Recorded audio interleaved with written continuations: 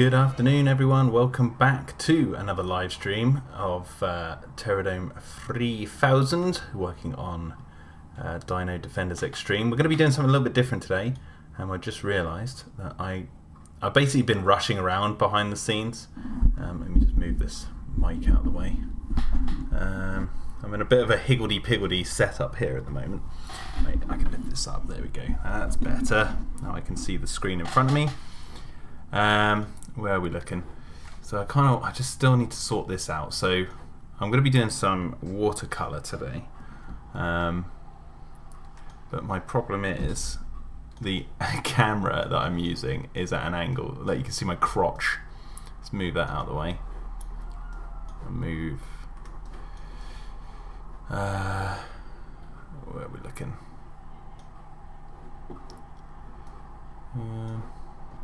Move that down, like, I don't know. Maybe I just want it to be full screen. Let's have a look. Then it's too big. Just trying to see, I was just rushing around because I was like, the camera angle is not good. It's on a tripod, but then my mic was in the way. And then I was like, oh god, I haven't got this sorted yet. So I kind of want to just try and get this sorted. I wish I could free transform this. Like, I wonder if I can. Where is it? Let's see. Can I transform it by... No, I can't. It's only like...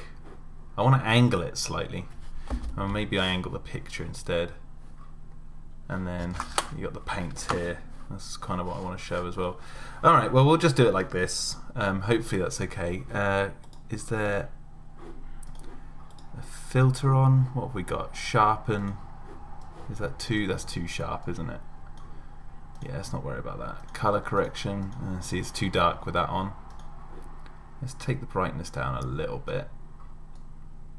Take the saturation. This is all... Okay, that'll do. We'll just work on it like this. Hello Harrison, hello Jurassic Fairy, hello Matchy, hello Tommy. Tommy watches. Okay, so let's carry on. So as you can see, I started doing some of the trees in the background before stream because our baby had a nap and my wife started playing some Zelda because we were relaxing this morning. And while she was doing that, I thought, oh, you know what? While the baby's napping, I'll start on the image that I want to do on today's live stream, because you know every little second counts with working on Dino-Defenders really, and working and balancing it with a baby. But yeah, so maybe we should not see Photoshop. Well, we got a background I can import. Let's add what's the blank? I don't know. Let's add an image to the background. Let's make the background look quite good while we're doing this. Oh my word. Okay, what have I got? Harrison asks, have you seen Arachnophobia? Yes, many years ago actually. What we got? What could we have as the background? Ooh. Oh, there you go. We got an old jungle that I did. No, I don't like that. That was a jungle I did years ago. Let's just do a Prometheus background. And we'll save that. We'll put that under Photoshop. Put that like this. Just so we have something to look at in the background. Something nice. Something nice. Webcam. It's annoying because... Oops, shoot. Knocked over my ruler. It's annoying because this webcam is actually better than my old one, but for some reason, whenever webcams look at paper, it doesn't look good. So I just wonder if I can change the sharpness. Let's just see how good. Yeah, it's too fuzzy. That'll do. That'll do. Okay. Bob Ross style screen. Yes, but what we need is some music. And now we can get to work. So let's let's get this done. So I can move my mouse in and that, because I'm not going to need to press Control Z, because this is working on something that I can't just click Control Z and undo. Yeah, I haven't done one of these sort of streams in a while. How this one came about was I've got to the very juicy parts of Dino-Defenders, episode 4, and a lot of the backgrounds are spoilers in themselves. If you watch the last stream that I did last week, it ended on me working on a background I couldn't show you guys. And I've been working more on those behind the scenes, and I've also been working on another animal that's in the series that I haven't revealed yet, so that's all been going on during the week since I last streamed. But then I noticed, I was like, hang on a second. So just to give you some context, like some of the ways I like to work, or one of the ways I like to work, should I say, is that I will do the key frames first. So I'll know which frames I want to do, that I want to tackle. So I'm like, these are like the important ones. But then I think of like ones in between that I missed, and I'm like, oh, I should probably get on adding those little frames in between. And so I've now actually taken a pause from the really spoilery frames to catch up and work on all those frames that are sort of in the middle of the major frames that I need to catch up on. So then I'm up to speed completely. So I've been working on those over the last couple of days as well, and this is one of them. So this frame I'm working on now is one of those frames where I needed a shot of the jungle, and I hadn't got one that I needed for this specific scene that I'm working on.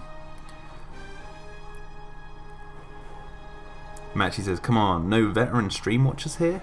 Well, yeah, I mean, that's one thing. It can be a good thing or a bad thing. Good thing is I'm getting lots of new people arriving, which is really nice to see, and I always welcome new people, and I hope that they say hi in the chat so that I can know your names of who's watching. Hello Big Shark, how are we doing? Hello Mikey, I see at the top of the chat there, and Krask, hello. We don't make mistakes, we make happy little accidents.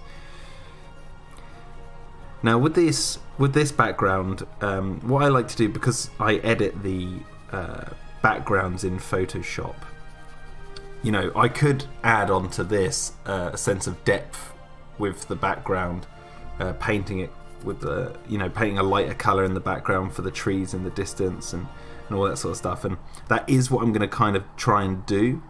But the good thing about working on Photoshop with the backgrounds is if any mistakes I do make, you know, I can correct in Photoshop. So, you know, that's one of the perks of doing that, really. Couldn't sit out on this one, says Big Shark. Sleep can wait. Nice.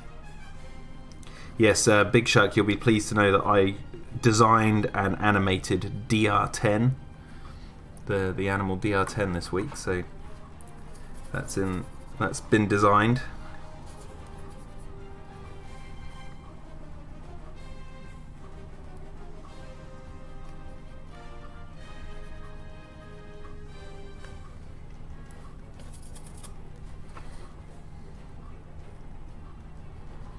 But yeah, so I've with these catch-ups, backgrounds and stuff, all these frames, I was like, you know what, I don't have to do a spoiler stream this week.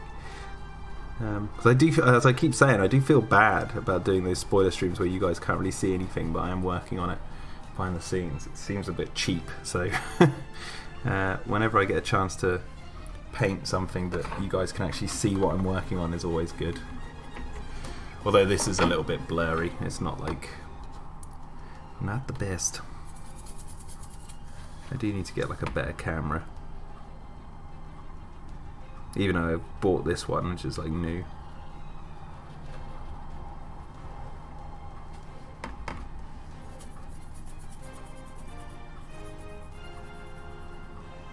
Will we get to see the Megalosaurus in episode 4, says Harrison? Yes, definitely, 100%. I can even go so far to say that the Megalosaurus have a big action sequence in episode 4. I think I've said that on some previous streams, so it's sort of kind of out there already. But there it is again.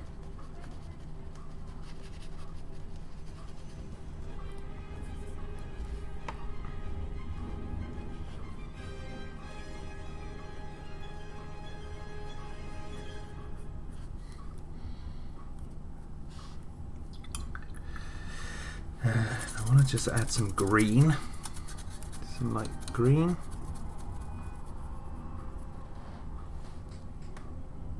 Matchy says it's like Dino-Defenders Extreme have a lot of megas. Yes, I mean I have said in the past that's one of the things one of the reasons I picked Megaraptor and Megalosaurus is because in a series called Dino-Defenders Extreme I wanted all the extreme mega sounding dinosaurs. The Megaraptor, the Megalosaurus.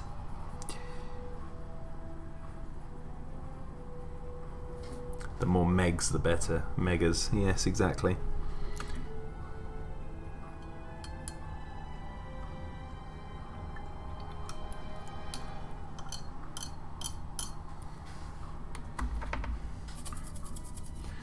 Right, just getting all the sort of bark on this tree to look good.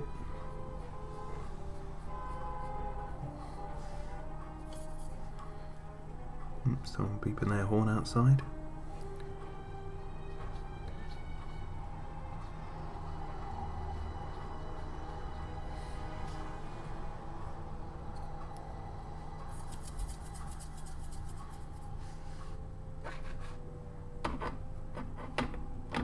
No Megalodon though, says Gary. No, unfortunately not. No Megalodon. It would have been funny to have that in there as well.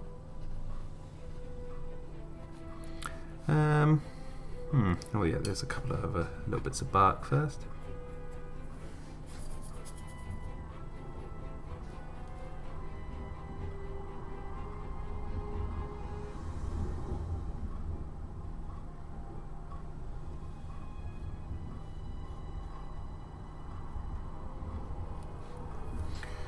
There we go. Just touch up this guy here.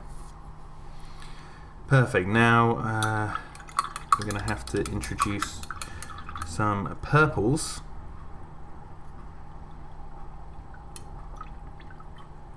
Big Shark says, I hope DR10 and ET Serpentium Porter gets revealed. Gary, that's for the spin-off series, Aqua Defenders Extreme. Yeah. Megalotitan, yeah.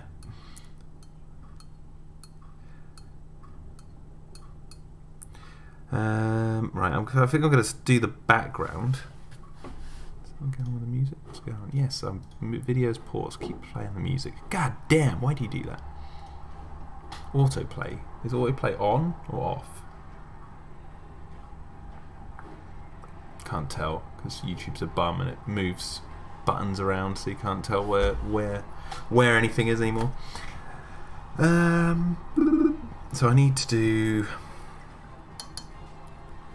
some red, and we'll do some blue. We'll make up some purple. So I've got my lid here that I'm using. So I've got the paints here. Look, I'll show you the process.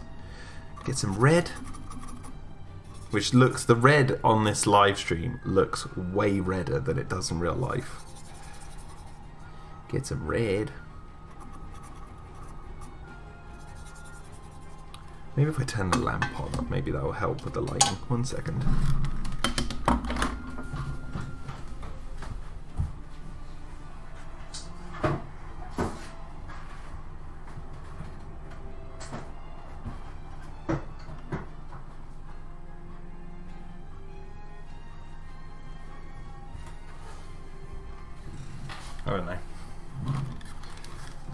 I don't know if that helped or not, but I've got a lamp sort of on the other side of the room facing me.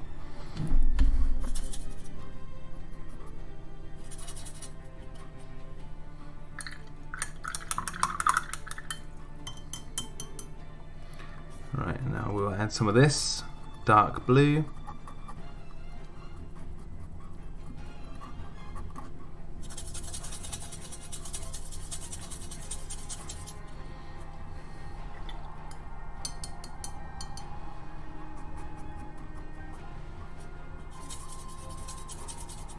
Okay, and now we'll just add a little bit of titanium white.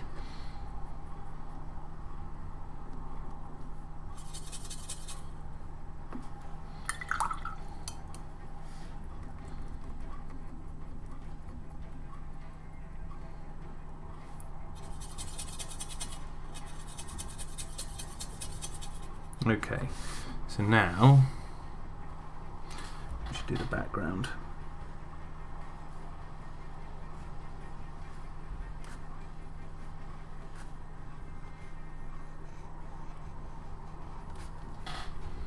And some water.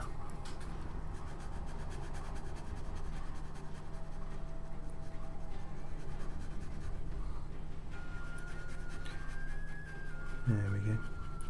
So, in other news, yesterday I watched for the first time ever the film It Came From Beneath the Sea, which is a classic Ray Harryhausen movie.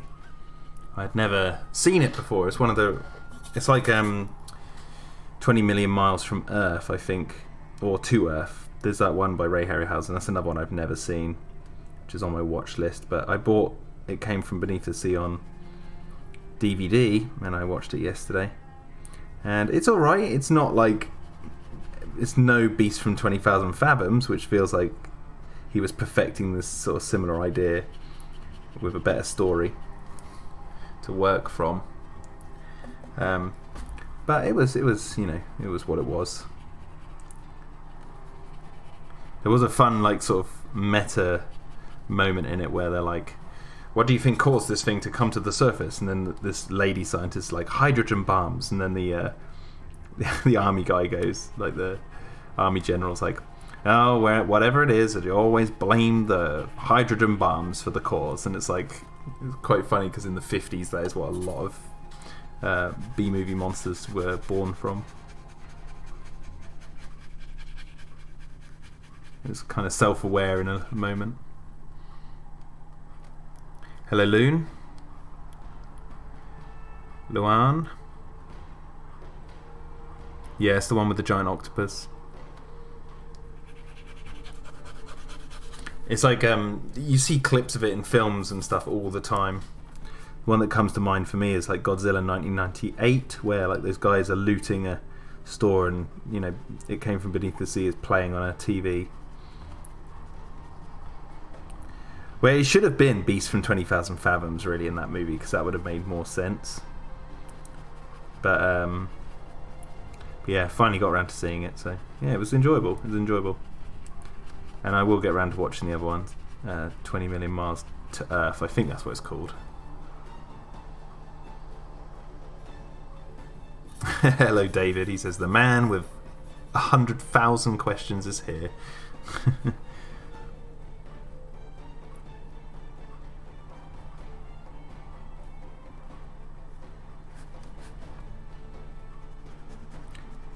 Yeah, that was pretty enjoyable. There's really not much to say about it. Like, you know, there's a cool sequence. I think my favourite sequence, the Golden Gate Bridge sequence, is cool. But there was a scene where like the octopus takes down a giant ship, and that was really well done. You know, for the time, there were some nice shots.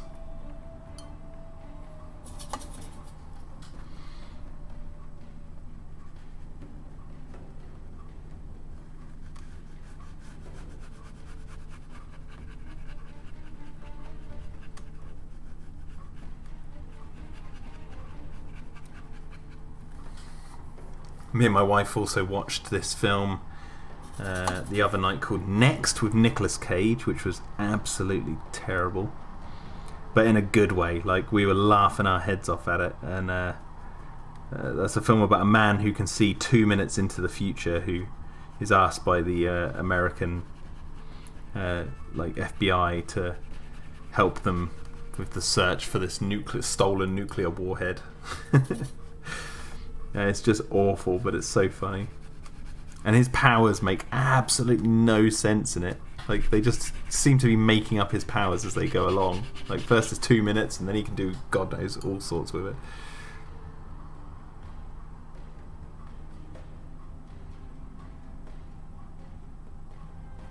No, Matchy, I haven't seen Speckles the Tarbosaurus. I don't know what that is. Hello, Ilya. David, no, I haven't seen Dr. Zhivago. Dr. Zhivago.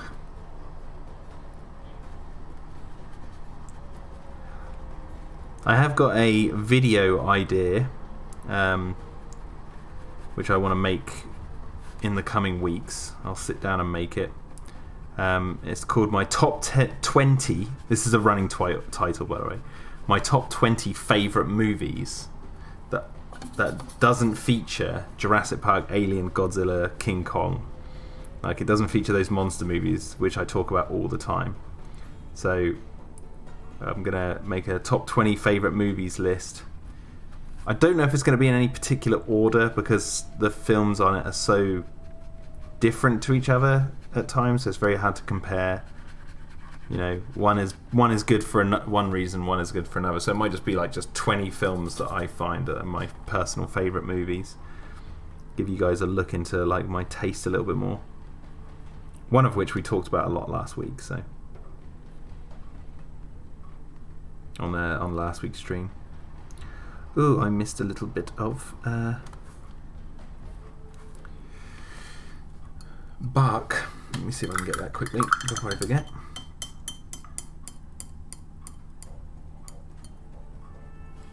Yeah, I haven't recorded it yet. Krask, he says that would be a brilliant idea, cool to watch. Yeah, I haven't recorded it yet, but I've got the list down, so I've got my list ready. I just need to sit down and record it, and it's going to be like unscripted, just a free-flowing conversation, and then I'll just add some images to back up my points and all that sort of stuff. So.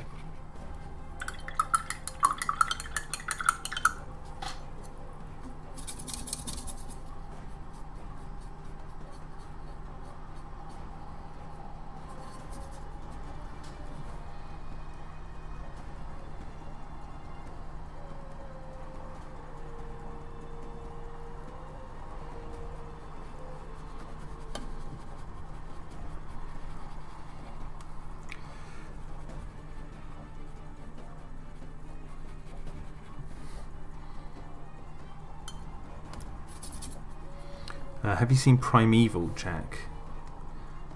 No.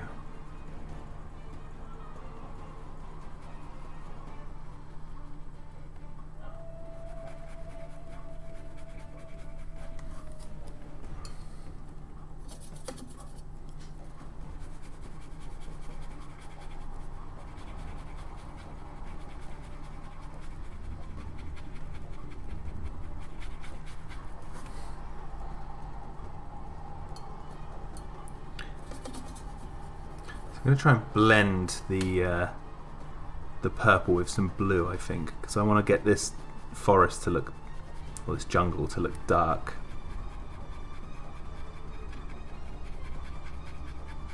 No, yeah, I haven't watched Primeval, Matchy. It's not my cup of tea. I think I saw like a bit of an episode when it was on TV back in the day, and it's too cringe for me. It's like cringy British TV. It's not good.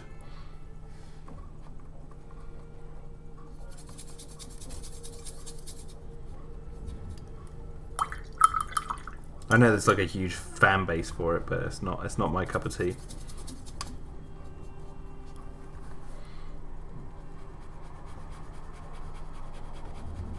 I'm going to use some dark purple here to represent a kind of tree in the background.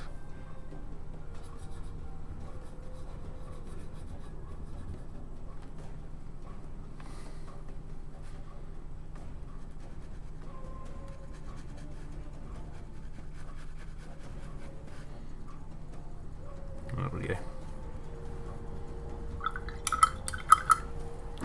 Have some coffee.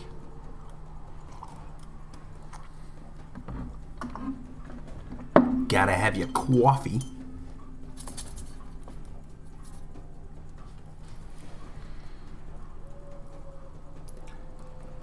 I haven't seen Land of the Lost either, David. So, there you go.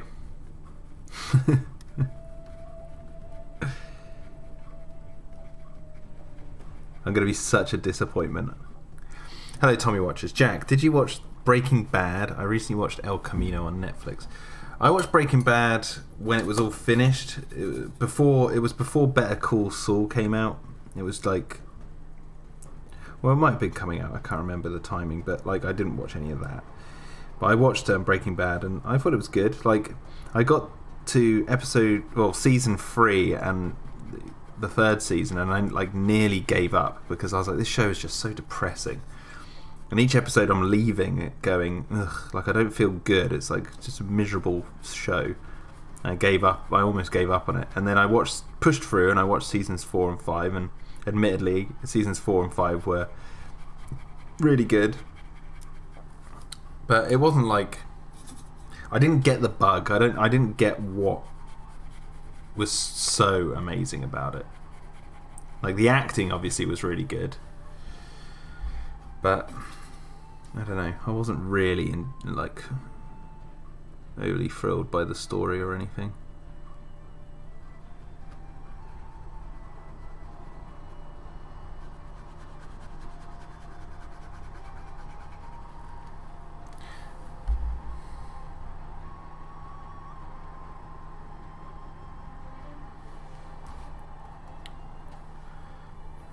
Watch you paint something is just satisfying and inspiring, says Miraz. Am I pronouncing that right? Thank you, man. That is most kind of you.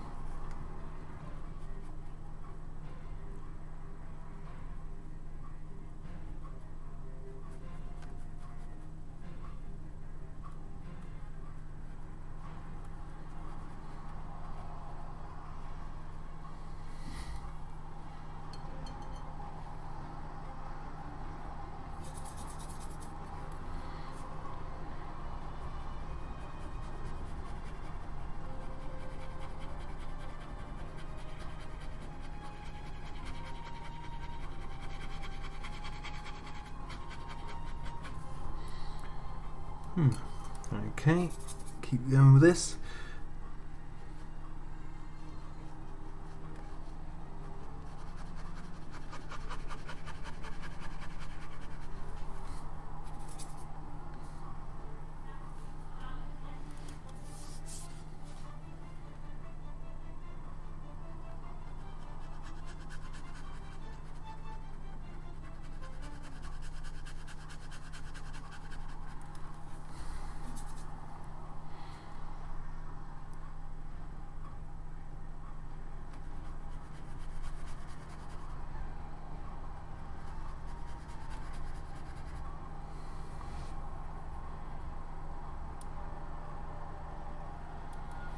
What are your thoughts on the upcoming Pacific Rim anime, says David?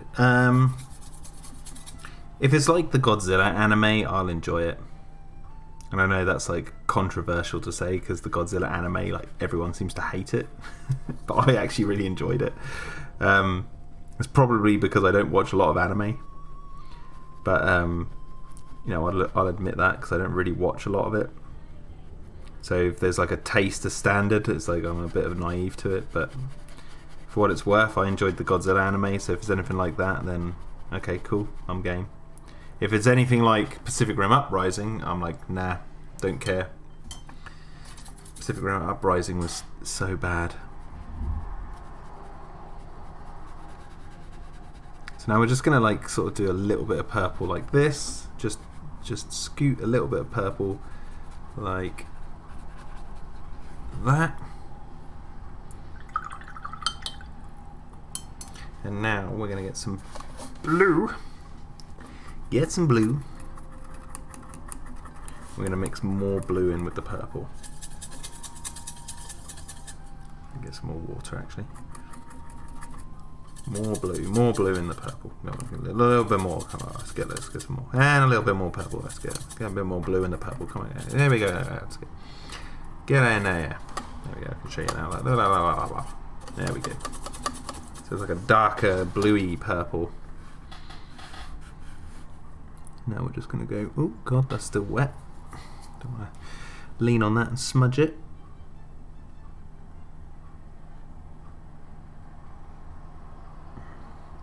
Thank you for the $2 tip, Big Shark. Neil Hunt says, my man. My man.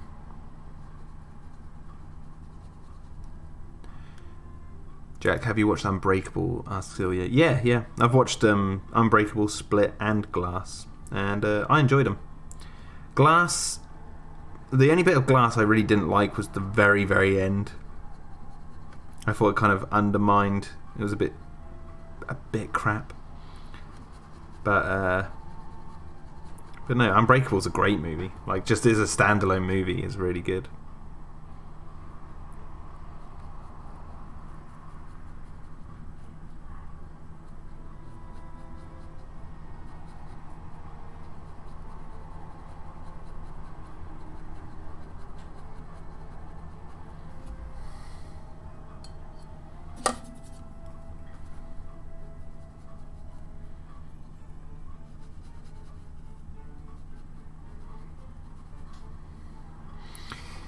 In your top 10 Jurassic Park posters of all time, did you have a number one, or was it always built up to be a joke? It was kind of always built up to be a joke, but my actual favourite Jurassic Park poster of all time is I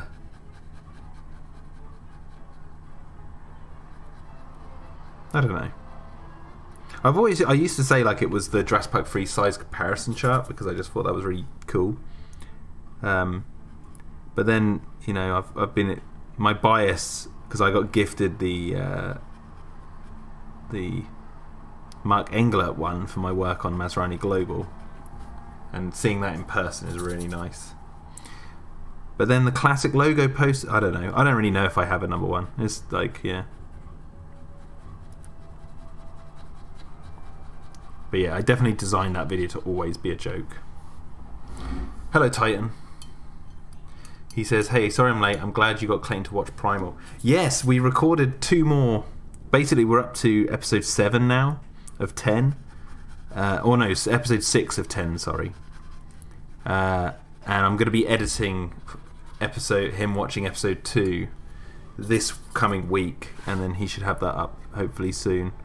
But yeah, I don't want to spoil what happens, but it's a very interesting time watching that with Clayton. I'm glad I finally managed to get him to enjoy it. So if anyone wants to listen to myself and Clayton watching Primal, go over to Dragon Curve, the channel Dragon Curve, all one word, and you can find the video where Clayton watches the first episode of Primal.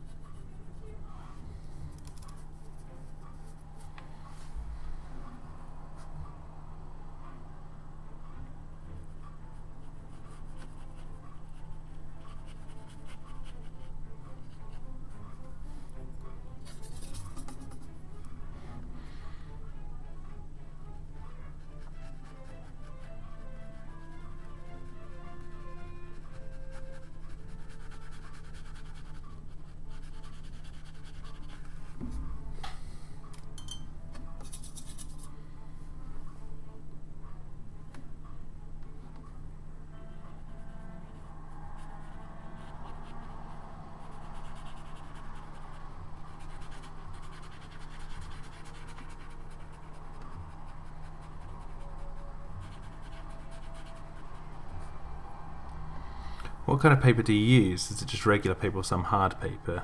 You can call me Marco. Okay, I'm using watercolour paper at the moment. It's kind of thick card. But I have used just normal printing paper in the past. I've got all my backgrounds next to me, so I bought some more watercolour paper the other day, so I've got this. Okay, watercolour A3. So that's what I use.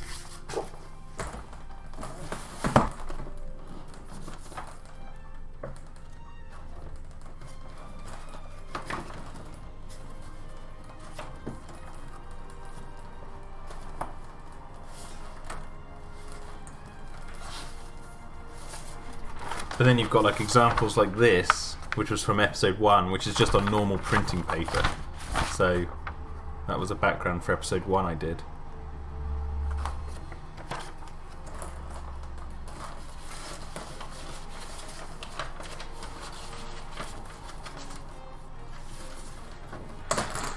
I am really looking forward to working on all the sort of behind the scenes, more in-depth behind the scenes videos of Dino-Defenders, where I can actually like go through my backgrounds folder and just talk a little bit about those. But obviously I can't do that until the series is finished because there's some spoilers in there.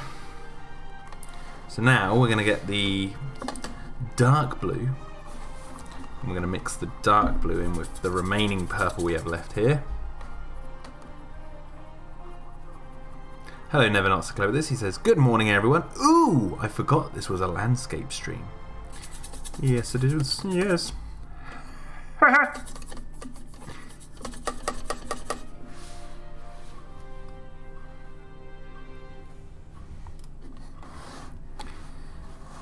Ilya says, even though Clayton doesn't like Primal because of the violence, I mean, he can just look for what it's about. Well, no, you wait, see what happens in the coming episodes.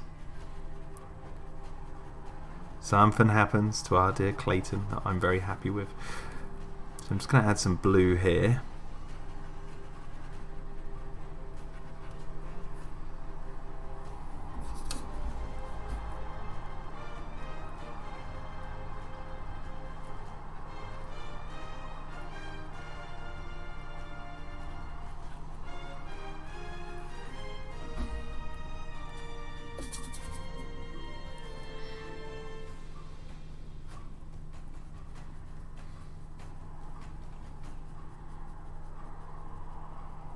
Clayton doesn't mind violence in things. It's just he likes it to be sort of clever about it. Like, and not just do it for the sake of like, ooh, look at it, this is cool, because it's just violent. Like, I mean, you think he's helping produce Dino-Defenders, and that's got some violence in it. But the idea of like the violence in Dino-Defenders is clever. So like, instead of seeing the Megaraptor bite Bill's head and you see it up close and there's like his face screaming as like blood all gushes out and all this sort of stuff, nothing like that. It's like the Megaraptor, the way I've done it, like the Megaraptor launches up, goes to bite, and then we cut to a wide shot where the head gets bitten off, and it's like, but it's still there and there's still blood, but it's like, it's done in a way that's not just for, ooh, look at the blood. Yeah. So Clayton doesn't mind violence, it's just how it's done. I mean, he's a fan of films like Conan the Barbarian, for God's sake. So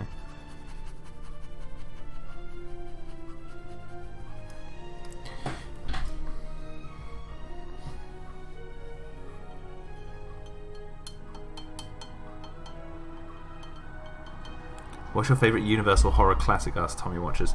Probably The Invisible Man or the original Frankenstein. I'm always tossing and turning about those two. The Invisible Man is just hilarious and a really fun movie to watch.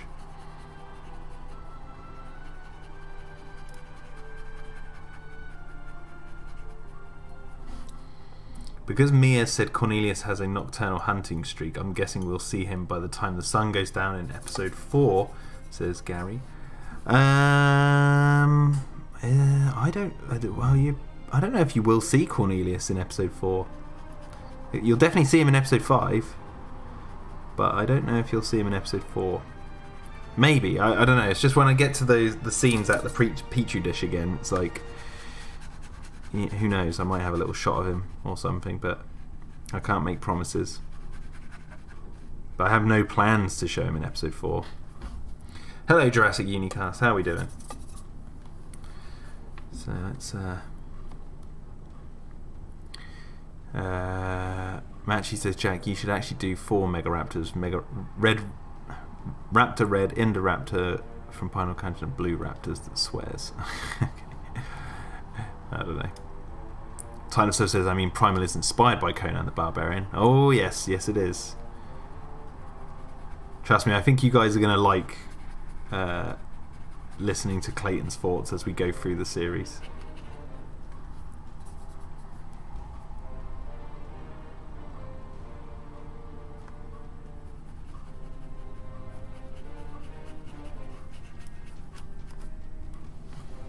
So you can see now we're going from light purple to a dark blue for the background, which is coming out quite nicely actually. I won't lie, it's coming out quite nicely. Yes. Just having to go around all these tiny bits of plant life.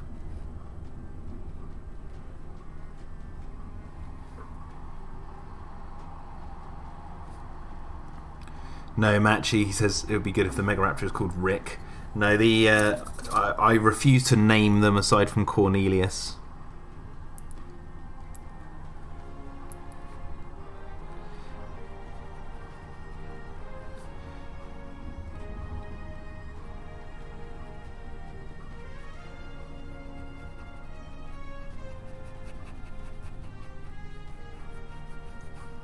I think when it comes to big scary dinosaurs, you know, calling them by their actual scientific name is more badass. Big Shark says Clayton going to do a complete 180 on Primal. Ooh, you'll have to wait and see. And the hidden one, Jack. Well, the hidden one's not really like a name. I mean, talking more like the characters giving it a name. It's like when I saw recently, you know, obviously with bloody Camp Cretaceous and the characters naming or like one of the characters naming the T-Rex Rexy. Obviously that comes from the book, but like it's been adopted to be this. It's such a cutesy name for like the big mean T-Rex from the first Jurassic Park. It's like I hate it so much. Just belittles that creature, I think, calling it Rexy. Rexy, come here, Rexy. Yeah. And then these same people will complain that the dinosaurs are not. They've got too much character. That's a misconception I do want to tackle. I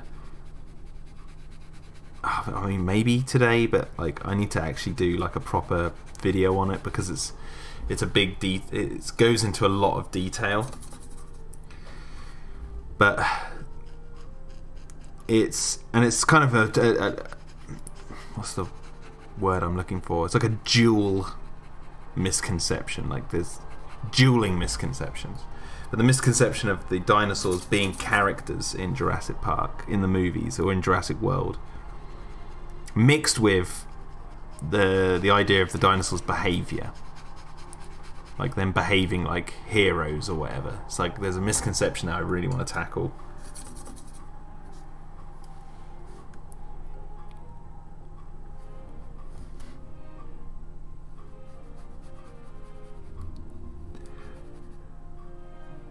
I started watching that Jurassic Unicast. I think I got to like number 3 and I haven't finished it, but I will get around to finishing it because I do end up catching up with people's videos.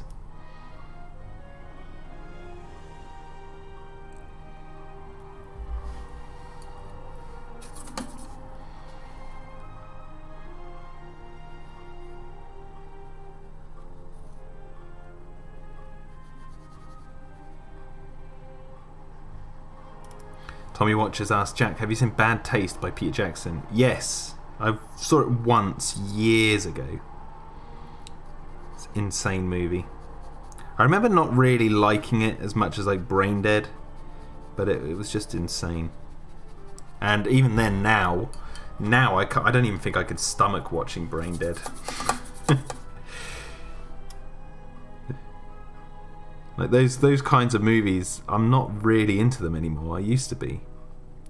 Like I can hack watching things like Evil Dead and that, but when it comes to like Brain Dead, like that scene where they're like the zombies are trying to eat food around the dinner table, it just makes me want to throw up. Like it's disgusting. Yeah, Big Shark, I'm with you. The Rex shouldn't have a name.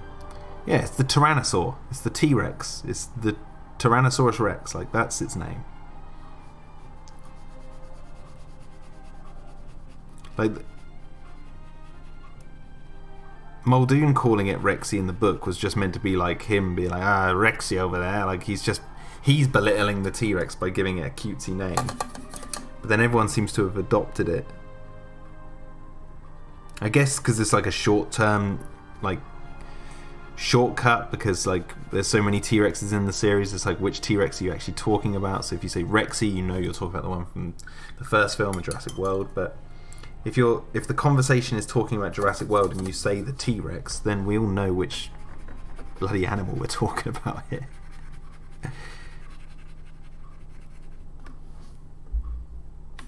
David asks, what about Meet the Feebles? Yes, I've seen Meet the Feebles as well. That's a weird one. That one I really couldn't get into. But it was funny to see puppets like shooting the shit out of each other. Like blowing each other up. Yeah, Jurassic Unicast. Oh, we have a Rexy. Say it again. Oh, we have a Rexy. It's like, God.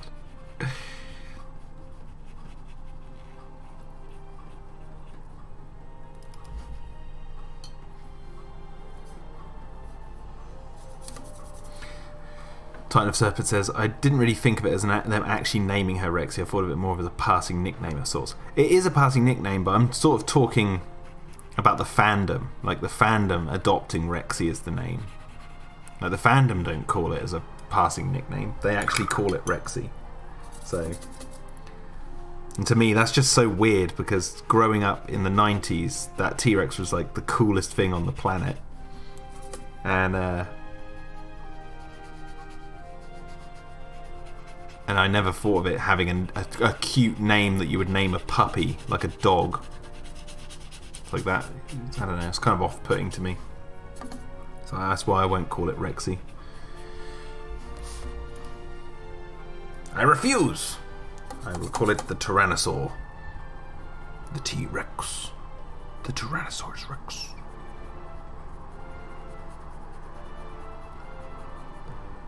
Now, I might be singing a different tune if, in the original film, you know, one of the characters called it Rexy. It might have been different, because I'd have grown up with the original film calling it that, and then I would have been like, okay, so we know it's a nickname, but like, I don't know, it's like your mind, a young mind is impressionable, so that would have made a lasting impact. But, yeah. But that didn't happen, so.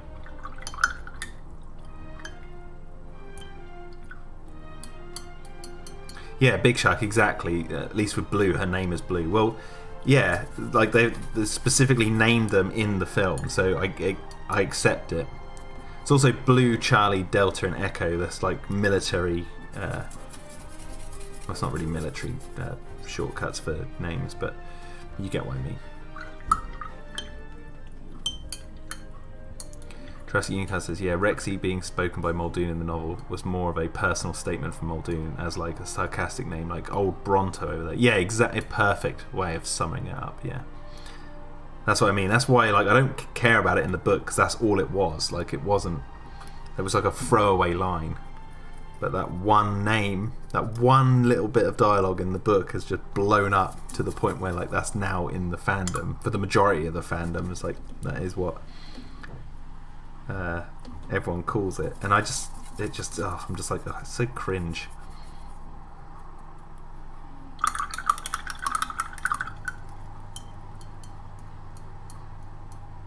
Don't worry, Titan of Serpents. Like, you can call Rexy if you want to call it Rexy. Like, I'm not telling you not to.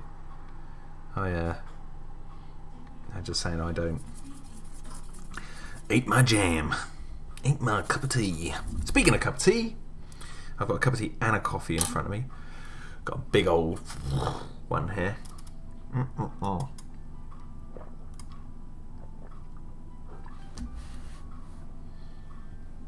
Mm-mm.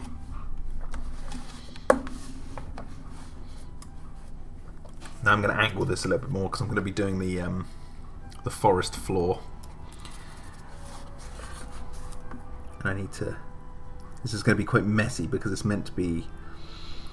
You can see dirt coming through, but there's going to be a lot of like leaves and stuff on the floor, so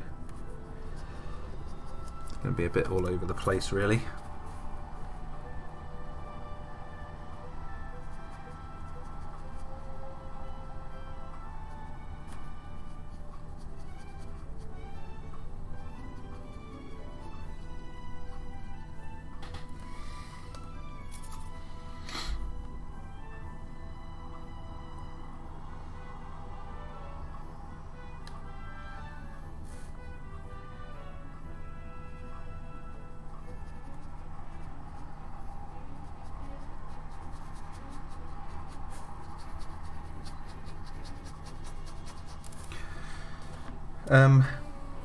Something I want to talk about today, which I want to address because it's just something that's been on my mind, and I want to sort of talk about it openly and see what you guys have to say about it. But I've been thinking a lot about like my relationship to dinosaurs, how they've sort of like affected me when I was younger, and how that's lasted until my early 30s, and how like I've donated many a project to dinosaur related stuff. And I think Dino-Defenders being the latest one is teaching me a lot of things about myself. So like one of the things I keep admitting to my wife is that I think Dino-Defenders might be the last dinosaur related thing that I want to work on, because I think I've exhausted it. I think I've like got to a point in my life where I've achieved a lot of stuff with the dinosaur media that I've worked on, you know, managing to work on the Jurassic canon, producing a book when I was younger, and this is regardless of whether these projects are good or not. It's just personal milestones I'm talking about here. And I kind of feel like, yeah, Dino-Defenders is going to be the last one. And this is going to sound really bad, but you know, I'm going to be honest with you. Unless I was rich, like someone paid me a F ton of money, or I managed to have, like, I don't know, earn a lot of money to the point where I was a rich person, where I would then turn my book Through the Dark of the Dawn into a movie, that it basically, or even hell, Dino-Defenders, it's like only in that scenario would I want to. I'm starting to come to the realization that then I'd want to work on that as dinosaur media, because there's other stories and stuff I'd want to tell. There's other subjects I'm interested in, and I kind of feel like I'm a little bit boxed in. It's like typecasting. I kind of feel like I'm a bit typecast as the person who likes dinosaur media, which is true, and I do. Like, I'm not saying I don't like dinosaur media, but that's not always my jam. That's partly the reason why I want to make this top 20 movies list that don't contain you know, Jurassic Park, Godzilla, Kong, or Alien, or anything like that. I usually, well, I mean, there's some things in that list that you hear me talk about, like John Carter for one example. But yeah, I'm just starting to think about it. It's like I think I'm done with dinosaurs after Dino-Defenders. Like, so. Oh yeah, I'm definitely. Time Sevens asks, "Are you going to like dinosaurs?" Of course. Like, how can you not like dinosaurs? That's not really what I'm saying. It's like, I mean, like when I come to make stuff, like it's always got to be dinosaur related. There's always got to be dinosaurs there, and it's like, why? And I feel like I've learned why over the course of making Dino-Defenders.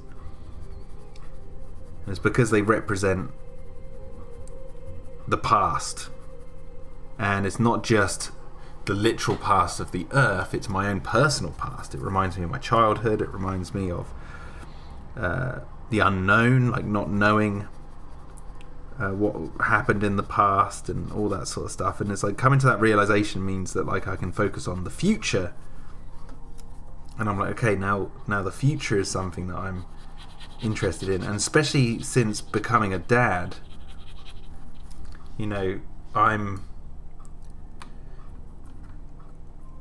I don't know, I'm thinking more forward rather than backwards. Whereas dinosaurs in my life always represented the backwards, like looking back, like meeting something from your past that's terrible. And I say this with the express knowledge that the story of Dino-Defenders, some of you might know that at the beginning I was making up as I go along. Like, I didn't know where I was going to take the story. It was just sort of like out there. And then around the end of episode 1, episode 2, I started to get the whole story start, middle and end in my head a bit more, and I was like, whoa, okay, I know where this is going, and this is interesting, and I'm going to really stick at it. Like, I'm going to really commit to finishing it. And I mean, I was committed to finishing it when I was working on episode 1, but like I said, I didn't really know where the story was going. I was kind of just sort of winging it, and then I was like, hang on a second, I've got something here. But I was going to keep winging it just to see what happens. That was my other plan. So I was either going to commit to it by winging it or commit to it by knowing where it's going. And luckily, I think I realised where it was going. So, and one of the aspects of Dino-Defenders that it's evolved into is a kind of personal story about my evolution away from dinosaurs. So, and I don't want it to be like too pretentious, because a lot of people, when people write their own personal stuff into media, like write themselves in, like Stephen King always writing that there's a writer as one of the main characters, and he's obviously a writer and all that sort of stuff. It's like, it's not that sort of thing I'm getting at. It's more the personal aspect is, I don't know, it's like the story and what happens with the characters and the kind of internal narrative of the story represents my evolution with dinosaur media. I just hope people can understand that. Like, it's kind of hard to wrap your head around when you've been so involved with dinosaur related stuff for so long. Like, when you start saying this, people will be like, oh, or I assume people were like, Jack hates dinosaurs or whatever. It's like, no, it's not that. It's just there's other stuff to do. And like I said, like, becoming a father was one of those things where I'm like, okay, that's where I really enjoy life. Like I enjoyed doing Dino-Defenders, and I like painting, obviously, and all these passions of mine. But once you get a project done, like the size of working on something like Dino-Defenders, whether it's good or bad, like when you've committed so much time and stuff to it, it's like when you're finished, you're like, I want to step back from doing that for a while, or even forever. And I'm sort of leaning more on the kind of forever side of it, because there's so much more. There's other stories I want to tell, really. So I just don't. Yeah, I just wanted to get that out there and just let me know, and let you guys know about that, just so you can, I don't know, discuss. It's something that I don't know. What do you guys think about that?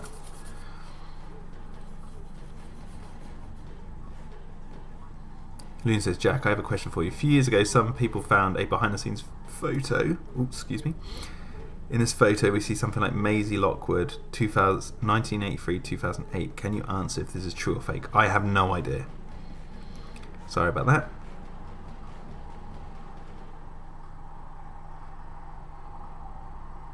Jack is anti-banana Ray. We need no longer feed the banana, says Kerry. What? Anti-banana Ray? What does that mean?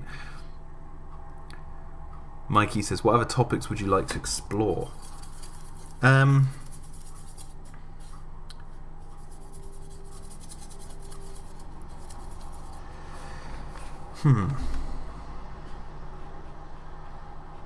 don't know, it's weird because I'm getting heavily into human history. Well, I say getting heavily into it. I bought like a load of books on it, and I've been saying to my wife that once I've finished Dino-Defenders, one of my projects is I'm going to be reading a lot. So instead of working on something like this all the time, I'll be working on bettering my knowledge on history and concepts and philosophical ideas and all this sort of stuff. And not necessarily just philosophical ideas, but even moral and ethical ideas, where they come from. So like one of the books I bought was this book by Eric Neumann called The Origins and History of Consciousness, which I really can't wait to get into. And I bought like the old King Arthur books and all that sort of stuff. It's just when you've got I've realised like when now I'm a dad, I think about my daughter turning to me in the future and asking me a question about something, and I don't want my only answer to be from the knowledge of dinosaurs. Like I want her to look at me and think he knows more than one or two subjects. Like he's got more knowledge on other stuff. So, and that's partly also the other reason for doing Dino-Defenders is I'm like learning to animate and all that sort of stuff. So I'm building my skill set up. But I don't know. I want to have, like, if she asks me questions about history, I want to have some answer for her. And I kind of feel like in my own personal life, I've kind of been a bit lazy with that sort of stuff. And school, I did no favours for myself in that regard. But I don't regret how I concentrated on drawing and stuff at school rather than math and all that sort of stuff. So I don't regret any of that, just because, that's where I got to where I am in life now, and I'm very happy with where I am. But I just feel like there's more to explore. And then if I come to do a story, like writing stories, there's more. I don't know, I want to step outside of the sci-fi genre, because that's somewhere where I feel like very much at home, and it's very comfortable, and it's like, okay, well, this is known territory, and I want to explore some unknown territory.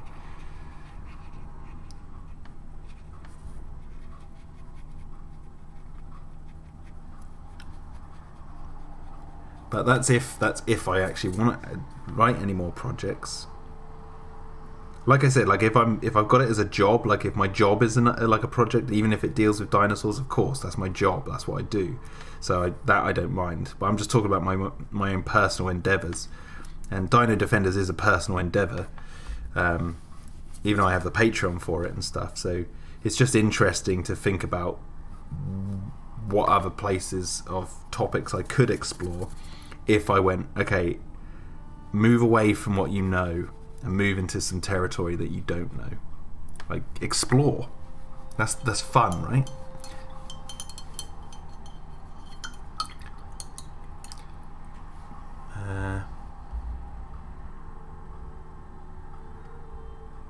Harrison says we're all with you on this. Oh, thank you.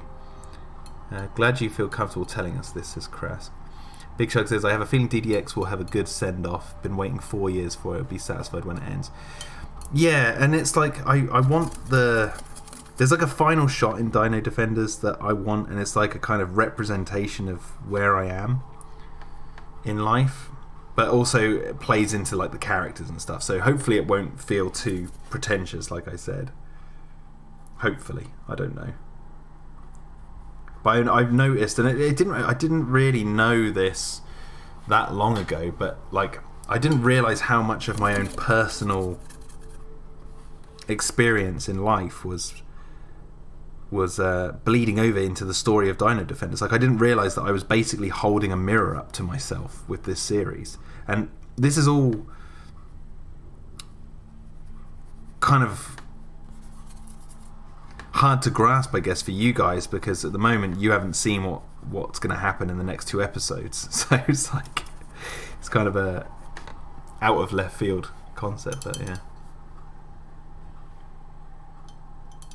I think you have so many stories in your head, doesn't begin or end with dinosaurs, says Crass. Yes, I mean I've got all sorts. I've got loads of stories that I've started writing and then I gave up, and the only ones I seem to commit to are the ones with dinosaurs, and I feel like it's about time that when I come to do another project, whatever it may be, it needs to be something different.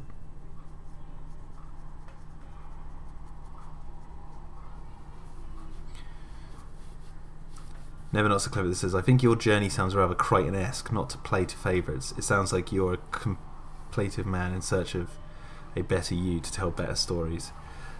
Yeah, and it's like, I look at life kind of like there's so much potential. I mean, I'm gonna speak some Jordan Peterson here, but like potential is all around us, and potential is chaos, right? You don't know what's going to happen, and you have to find that moderate balance between order and chaos. And so for me, order is very much the dinosaur related stuff. Like I know it well. I've achieved some great things with Jurassic. Like I couldn't believe when I've managed to do what I did, you know, as a fan of Jurassic, to get to where I was, and how I've affected that franchise. God knows how that really came about when I think about it. But I need to inject a little bit of chaos into it, and Dino-Defenders has kind of been the gateway to that. So even though it is dinosaur related, it's taught me that actually I can play with this. This can be like my bridge between exploring more potential and sticking with some order. It's like the balance in a way, but I want to sort of explore some of the unknown aspects of storytelling and genres even that I seem to avoid. And I may be bad at it, but yeah. Wait, what else are you guys saying? I saw someone ask a question, I wanted to answer it. Titan of Service asks, are you still going to make dinosaur related videos like Jurassic Park misconceptions and stuff? I'm always open to it. I'm not going to stop. Like, I still want to make YouTube videos. Like, it's just what I talk about might change. I don't know. It's also because movie related stuff on YouTube, I mean, it's like what hasn't been said already, and obviously that's a bit of a silly thing to ask, because obviously you don't know what hasn't been said until it's been said. But I don't know how much I can add to what's already out there, if you know what I mean. It's like I feel like I can add something completely different. That ties into Dino-Defenders, because this series was because I was watching, this is before Camp Cretaceous was a thing. I was watching videos from Jurassic Park fans and stuff, and everyone was complaining that there wasn't any expanded media for Jurassic and no like cartoon, and a lot of people did mention how like they wish that there was like more mature content as well. So I figured I'd make this in a way of like answering that. Like, okay, it's not actually Jurassic Park, it's not the Jurassic Park logo or anything like that, it's not related to that, but it's cut from the same cloth in terms of its genre and all that sort of stuff. But it's also going to scratch that itch, hopefully scratch that itch that a lot of fans have been asking for. And I wanted it to be different, so I didn't see anyone kind of doing that on YouTube, so that's why I pursued this project. And here we are now, how many years later, and I'm still working on it, and it's only getting better. So moving on from this, it's like, oh yeah, I don't know where I'm going to go, but it's in terms of the content, but I know that I want to do something that I haven't seen many people do.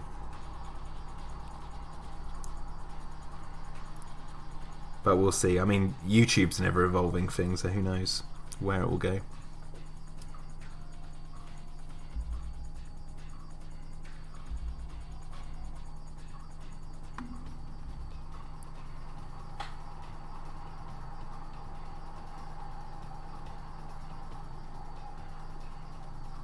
Crass said, Jack, you could take your burgeoning skills as an anime and you could tell some stories within history, but with your style and yeah, I do think like doing stuff like this might continue, but it just depends.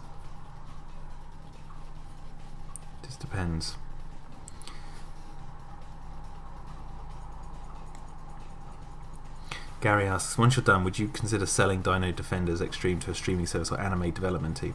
I'll see about that. Like, Dino-Defenders isn't going to just disappear once I'm finished with it. Like, there's so much I do want to talk about with it. There's like, I want to do commentary videos. I do want to like work on exploring what I was doing with this series further, and go in and make a little behind the scenes thing, maybe. Yeah, that sort of stuff will happen. But it's just I just worry about the content that I make not being nourishing enough. Like it's too, I don't know, too throwaway. But we'll see. Loon asks, in the InGen list that you and your friends from Chaosphere made a few years ago, the name of the Microceratops is correct since early 2000s, but in 1997 the name was Microceratops. Is that an error? I guess so. Tide of Serpents, are you still going to make dinosaur-related videos like Jurassic Park misconception stuff? Yeah, I've already answered that, yes. I probably will. It just depends on what comes up, the concept. Big Chuck says, I hope you do more commentaries. Those are definitely going to happen more in the future. As long as people are willing to join me, I definitely want to make some more of those.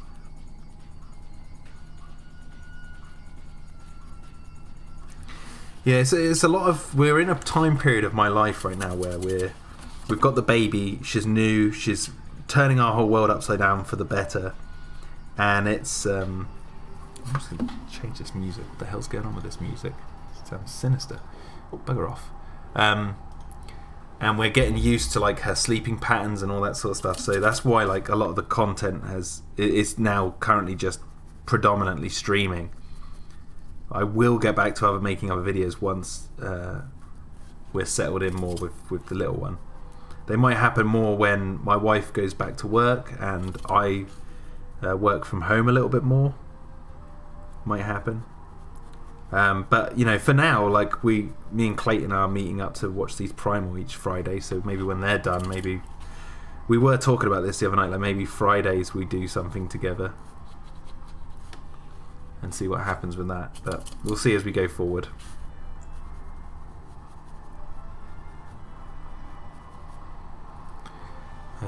Once DDX over, I'm definitely going to rewatch these streams and the episodes. Says Big Shark. Nice. DDX merch. There might be some merch. I've got to look into it. I haven't really done my research on that yet, but that is something I wouldn't mind. Like a Teespring t-shirt on Teespring or something.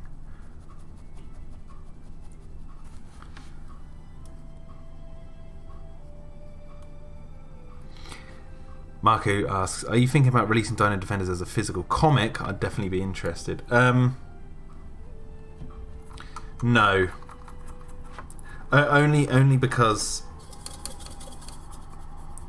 like I said, like once this is done, I don't feel like I want to go back and draw it all again for the comic, for a physical comic.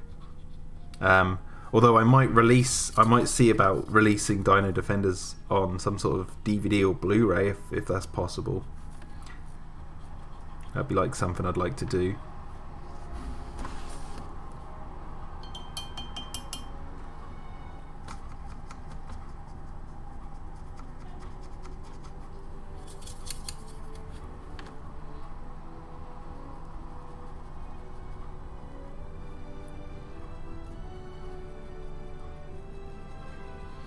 But yeah, so yeah, I'm glad I just got that off my chest. It's just something that like I wanted to talk to you guys about because it's been on my mind and I can't. It's just trying to wrap my head around like what I'm actually wanting from life in a way. Like where do I want to go after Dino-Defenders? What do I want to do? And I know I want to read a lot, so maybe I'll make videos where I discuss what I've read, not like a book club, but and maybe not even book reviews, but just talk about just random videos where I talk about what I'm reading and the concepts they bring up and how that relates to everything.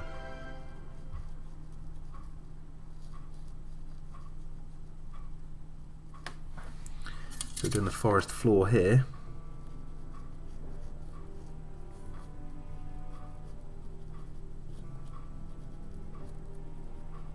I think as well, if I'm honest, like, and I know I'm adding to this, so it sounds a bit like the pot calling the kettle black, but like I see so much dinosaur media and artwork and stuff online that, like superhero fatigue, I'm getting a little bit of dinosaur fatigue.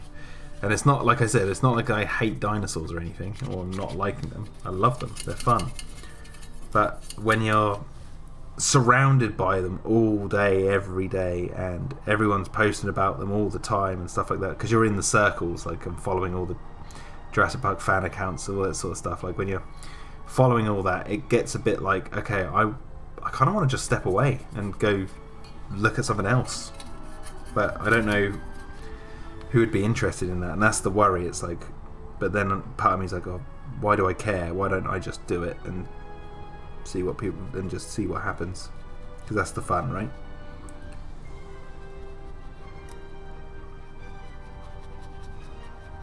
See what I can extract from the potential future.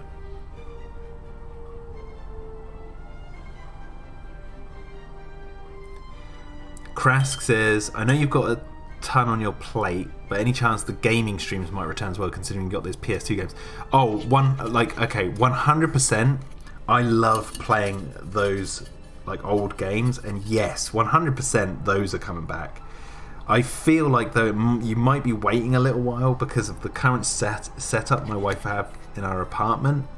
It's not, with the baby and stuff, it's not really designed. Like my PS2 is currently up in the attic at the moment because I've had to pack everything down while she's young and all this sort of stuff. So we're thinking of moving moving into our, what we're quoting, our forever home, the house that we actually want to settle down in, because we've been constantly moving over the years. Where I started the Terradome channel was in a different place to where I am now. So it's like the next place we move into is going to be the one that we stay in for a long time, and like our forever home. And we're planning on doing that within the next 2 years, or maybe even like 2-3 years. Obviously, COVID hopefully will be a thing of the past by then.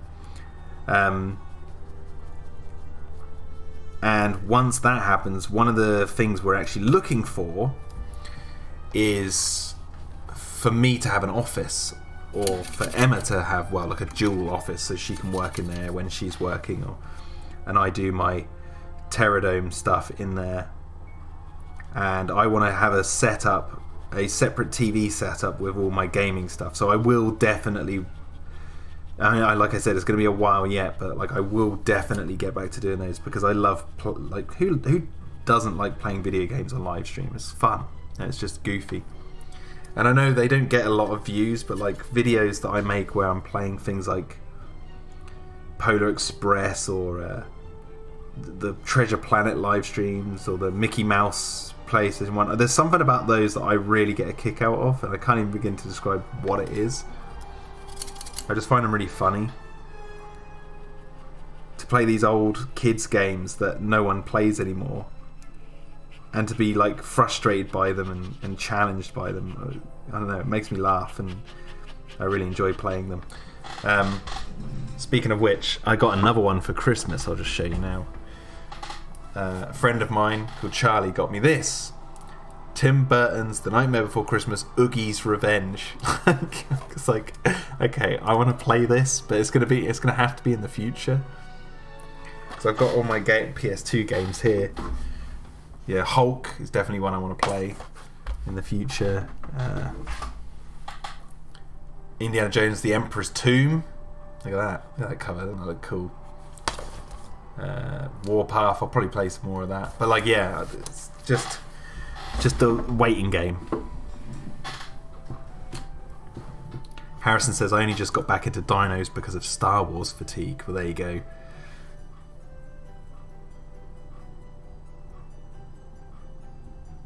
No, don't say dinosaur fatigue, says Titan. Well, I mean, I've been doing this, like I said, like I've been obsessed with dinosaurs for 30, God knows how many years, and it's just come a point where it's like a boiling point for me. It's like, okay, I want to learn some other stuff. I want to explore some other stuff, and you have to blame Dino-Defenders. Like, Dino-Defenders is the thing that's teaching me this. It's like, okay, Dino-Defenders is going to be my outlet for me to sort of put a pin in it, not stop it entirely, but like just put a pin in dinosaur related stuff for myself, and just because I guess I'm satisfied with what I've done. Like I feel like I'm happy with it.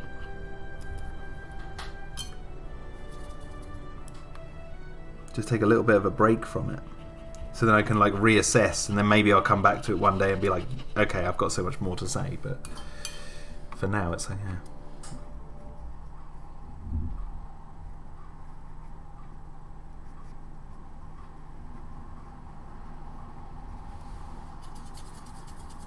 Don't get me wrong, like I'm still very much crazily excited for Jurassic World Dominion. Like I can't wait for that. And Godzilla vs. Kong. Like I'm still super excited for all this sort of stuff. I'm just talking about more my own personal projects, like what I want to work on and all that. It's like, yeah. Okay, so we're doing the sort of foliage, and it's a lot of greens, so. And it's funny because I'm doing all this, and I'm going to use this background in 2 frames. One is going to be really blurred, and another is going to be like clear, so I have to make sure it's nice and detailed. Because if it was going to be blurry, I would literally just slap the paint on, because it wouldn't really matter the detail.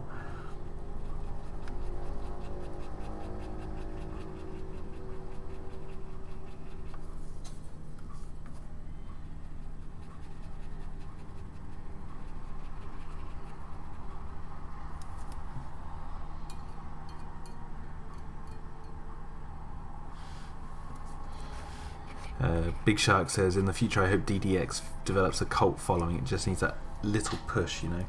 Yeah, I mean, I hope for that completely. I think the best potential for that kind of thing happening is once I've got the movie version out. Yeah, once I've got the version that's all 5 episodes mixed together and it's like refined.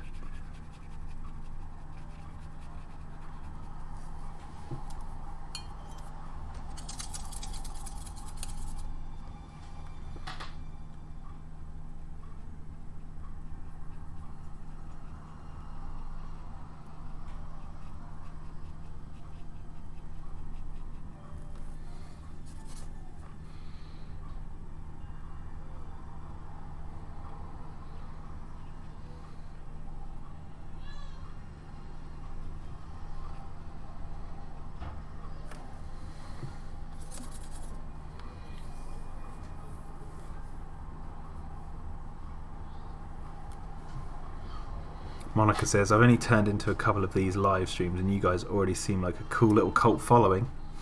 Thank you, Monica. It's nice of you to say. I'm the cult leader. Now drink the Kool-Aid. Titan says, of course you can work on other content not related to dinosaurs. I'm just being a little worrisome, I think. Sorry. No, don't worry. I can. That's why I was like a bit trepidatious about saying this, because I know like it can come across one way when it means another. I'm trying to be precise in my speech, as old Mr. Peterson would say. I'm trying to be as precise as I can.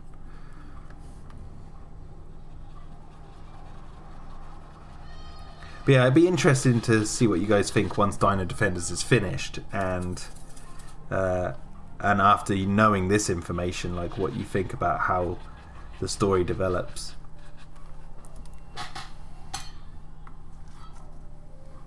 Because I'm trying to get... Because when I realised, I was like, oh, I'm pouring a lot of my personal experience with dinosaur-related media and storytelling in general into this.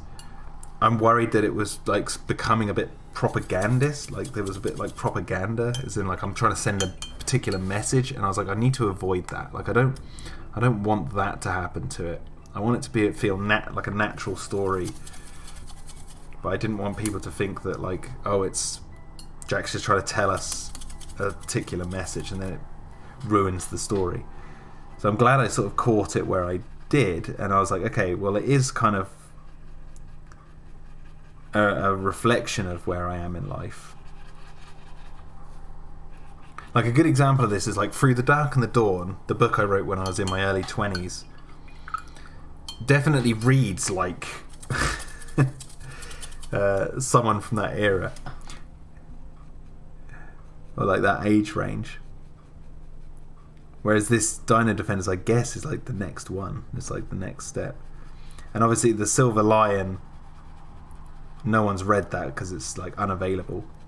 But that was another one of those projects. And that was actually kind of stepping away from dinosaurs, but it still had a big, giant, mythical lion in it. So, you know, you could just replace that. It was just a big monster, so it's like sort of the same thing.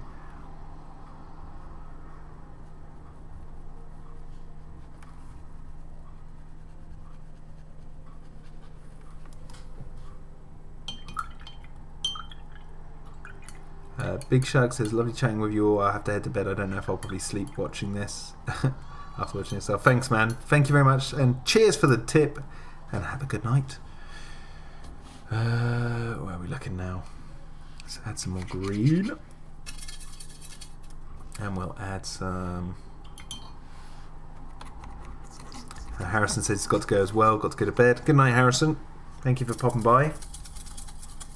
So adding some black into the green.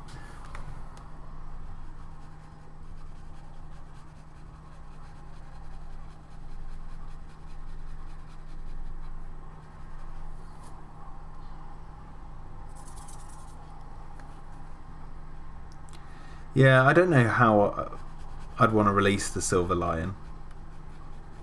But maybe it's something that would never be released, but I don't know.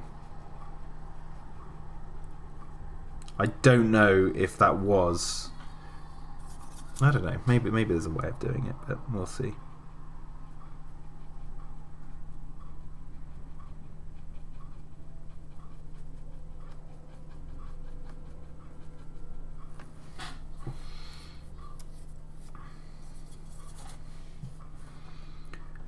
What's your opinion on the movie Get Out? Asks David.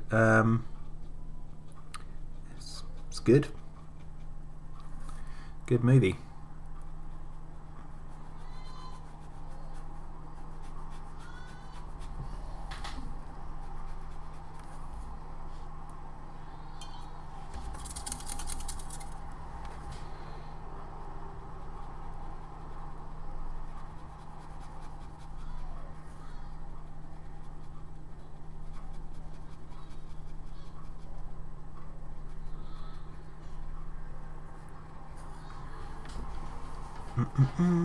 Right.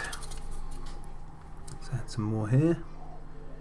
Let's add in some dark green on these leaves.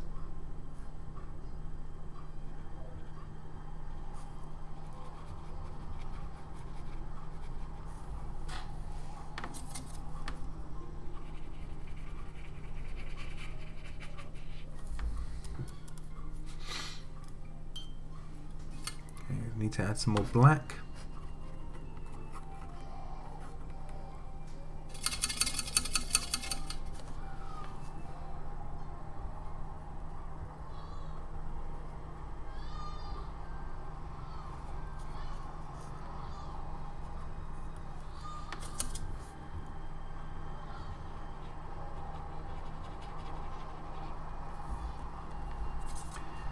There we go. Lovely. Okay, so it's kind of getting the shade, the light coming down from the top on these leaves. I just realised that I need to add some dark streaks to that tree.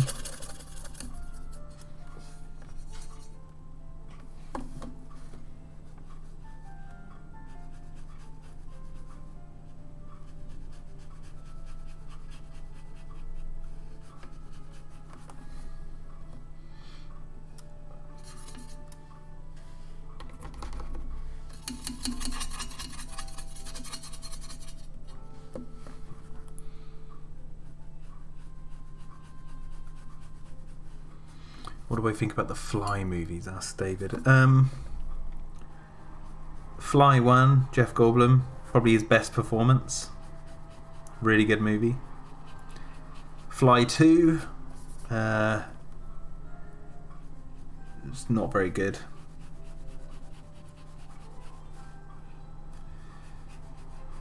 There's some pretty crazy gore sequence though, and the 50s Fly is great. It's just a great movie.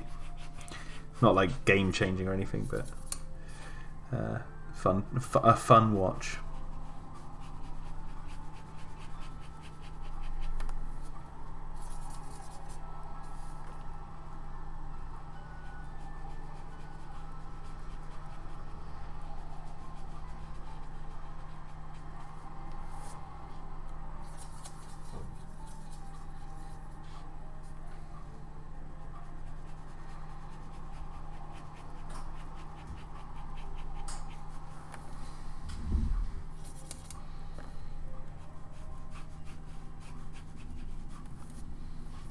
Okay, it's pretty good. Pretty good so far.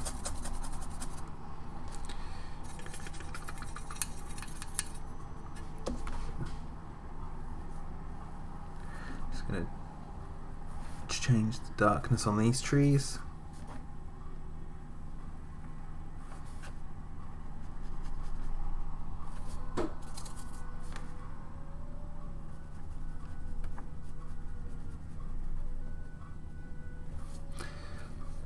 Mikey says the Fly with Jeff Goldblum was good. I like the accident, how that accident happened, and how he transformed. Yeah, it's a good movie. He's really good. I always say that, like, if you watch Jeff Goldblum's performance in The Fly, and then watch Beetlejuice's performance, Michael Keaton's performance as Beetlejuice, and you mix those together, that you'll get Heath Ledger's Joker from The Dark Knight. Like I swear, like that's where he got his inspiration from for that character, and his tics and his mannerisms and all that.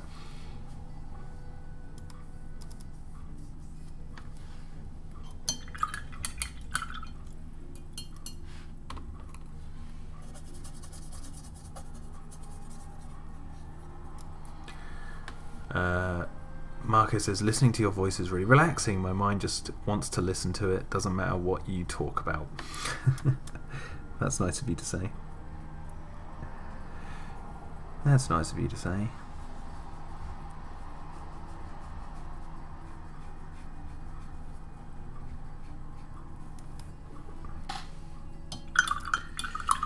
Think of a subject to talk about.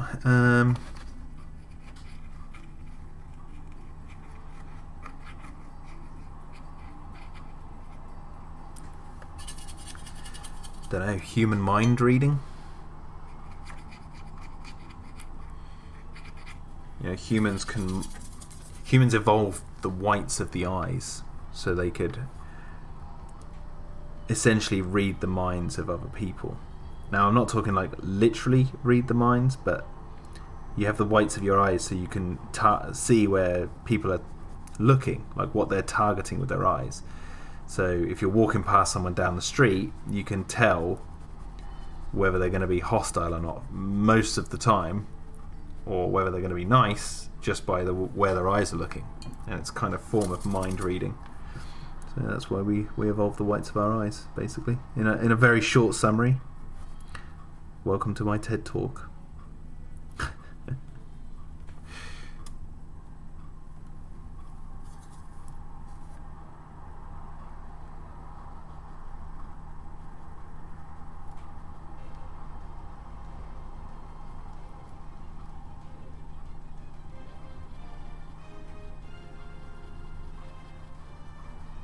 Hello Gary, he's back. He says, I'm eating. Yeah, I should get some food after this. Getting quite hungry myself.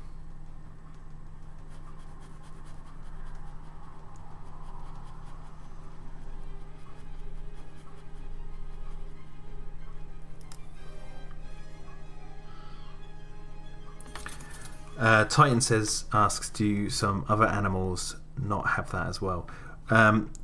Yeah, so if you think like animals, a lot of animals, they have, well, they don't have whites of the eyes, but mammals like dogs, cows, they do, but the whites of their eyes are not so much visible.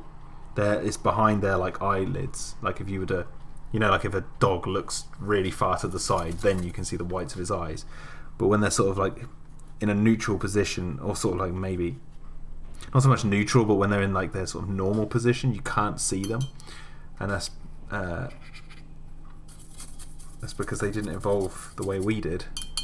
Same with chimps. So like humans, we have very unique eyes with the whites. The white part is very unique, being so visible as it is, as I just mentioned, is because humans, it's all how we socialise, how we read each other's minds. We look at each other and go, okay, what are you thinking? You know, there's a reason they say that, saying the eyes are the windows to the soul. It's because it's very much what we're trying to represent when we look at someone's eyes, and we can see their intent.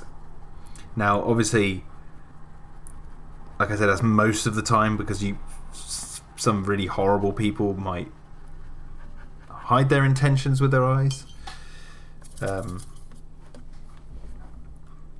by training themselves not to give away their motives. So one second they might look really calm and friendly, and then the next they're like horrendously evil. But yeah.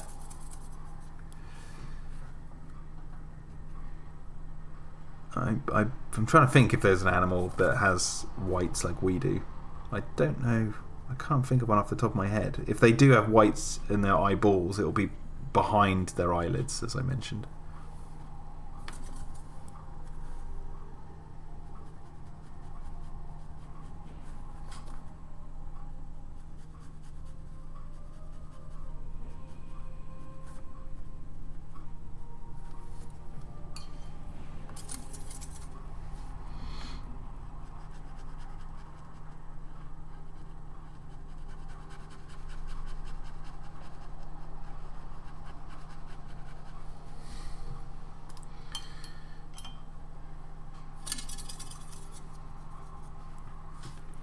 Slowly getting there with this.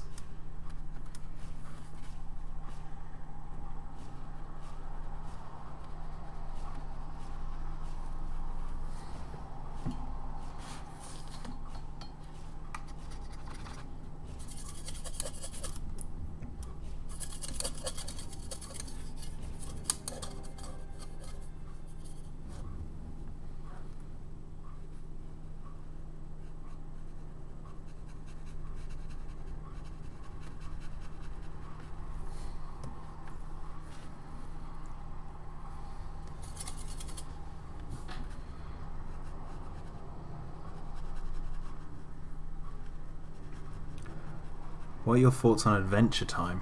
Yeah, I liked Adventure Time. Adventure Time was fun. I'm glad they ended it. Like, they're glad they gave it an ending and it didn't just go on forever. I thought the ending was okay. It wasn't like the greatest thing ever, but I'm just glad they ended it. My favourite episode was the one where, I can't remember if it's the episode, I don't know if it's the episode where they meet Prismo, but like it's the one where oh god, I've forgotten the dog's name now. What's the dog's name? Jake. It's one with Prismo and they're caught in like this loop or something, and Jake is in this bed, like he can't stop crying because this bed is so comfortable. And it's kind of disturbing. I think like Finn and Jake, they just like explode and then they end up in a different realm or something. But like, I remember that episode being my favourite. It was quite trippy. Yeah, no, I really liked Adventure Time back in the day. I was obviously way too old to really be watching it. I wasn't the demographic, but there was something about it that struck my inner child, and I was like, this is fun. It's a fun show. It's just silly, but then it did take sort of a serious streak, which I didn't mind too much, but they weren't the most fun episodes. It was like I always liked the quirky psychedelicness of it.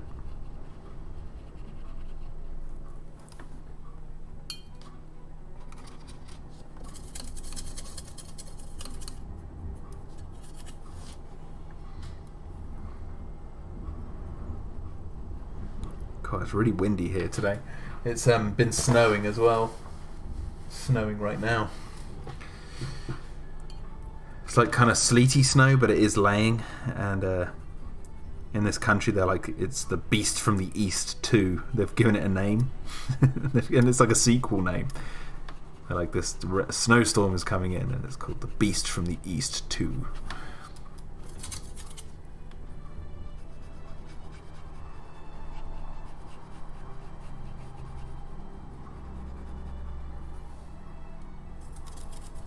Gary says it's snowing over here too.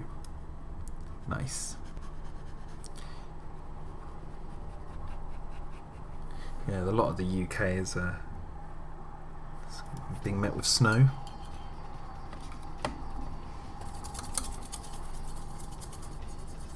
And Titan of Serpent says same here. Exactly.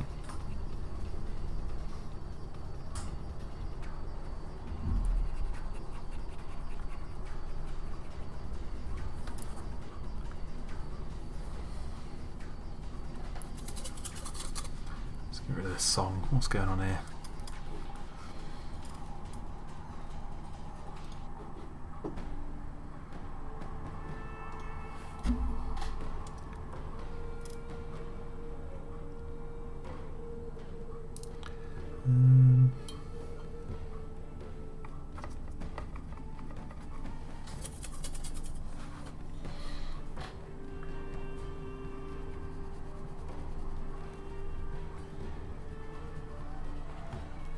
There we go, this is good.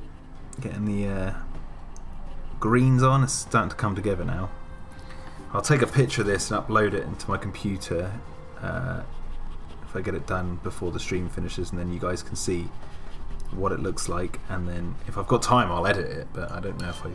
Well, you might do. I've still got over an hour left, so if I can get this done relatively quick, then maybe we can edit it in the computer.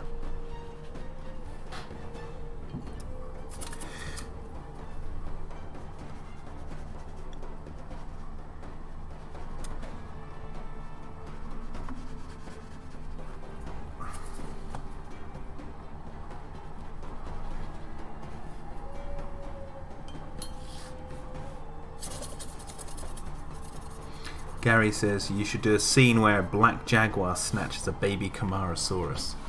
Ah, well, the dinosaurs in Dino-Defenders can't breed because they've been sterilized.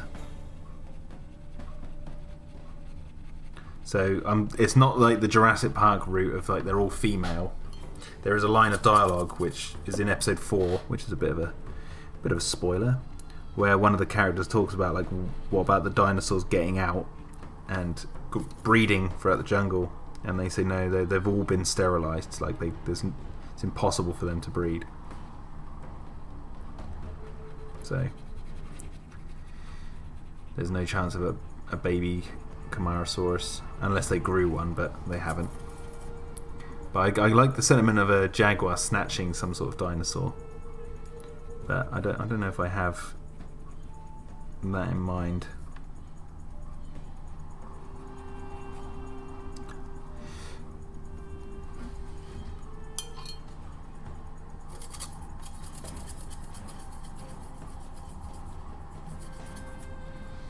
So it'd be bred from the lab and put in the paddock then. Yeah, pretty much. That's how they do it.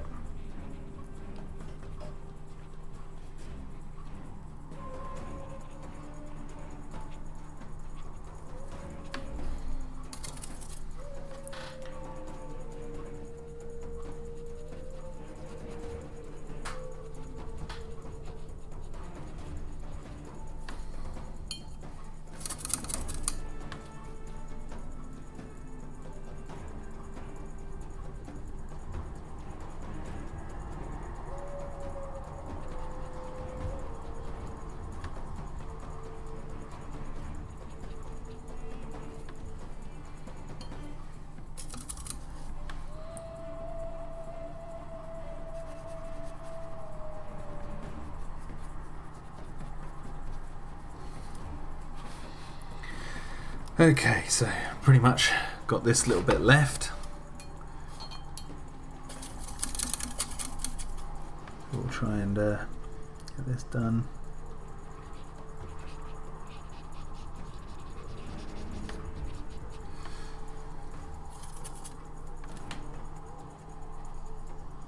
Oh, did I just move the camera? Okay.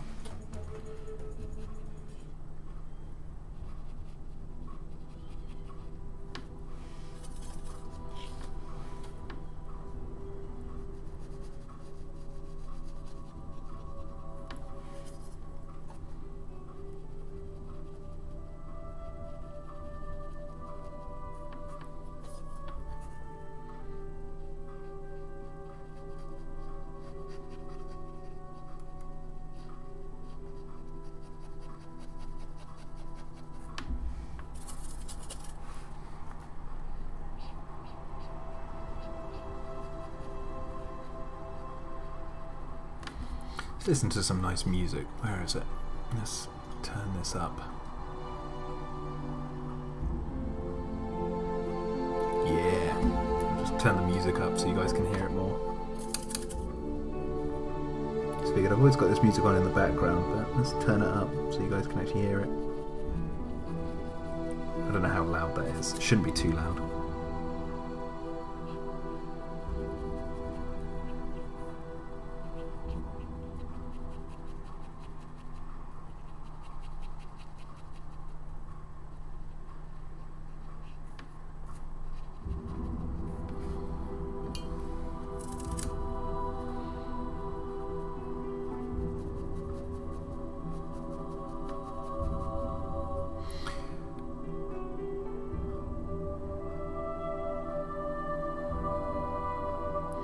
Mohammed says, Andrew Nadu says that the gigantic size of the Jurassic Park doors suggests they were planning on letting the dinosaurs out. I don't know who Andrew is. Is there any more context to that theory? Sounds a bit silly. Do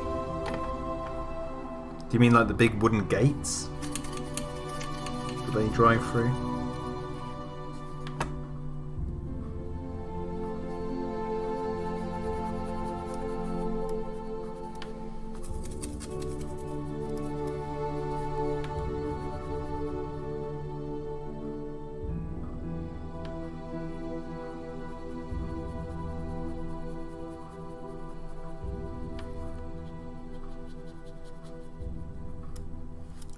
Oh, he's a comedian. Oh, okay. Right. So my mind just instantly went to YouTuber. I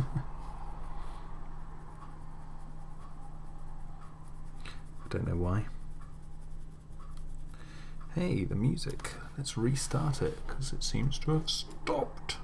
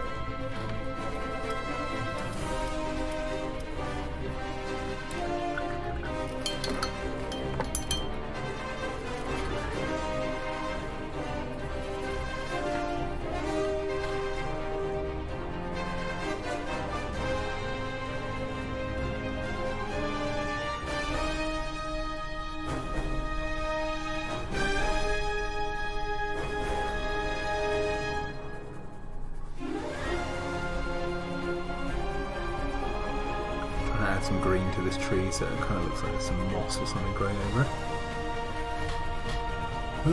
Right. We're getting there. We're getting there.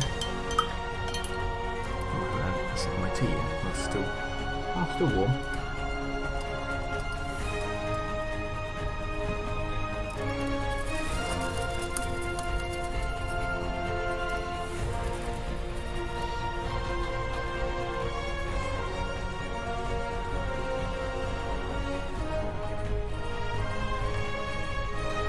Try to get a bit of a different colour green here for these leaves.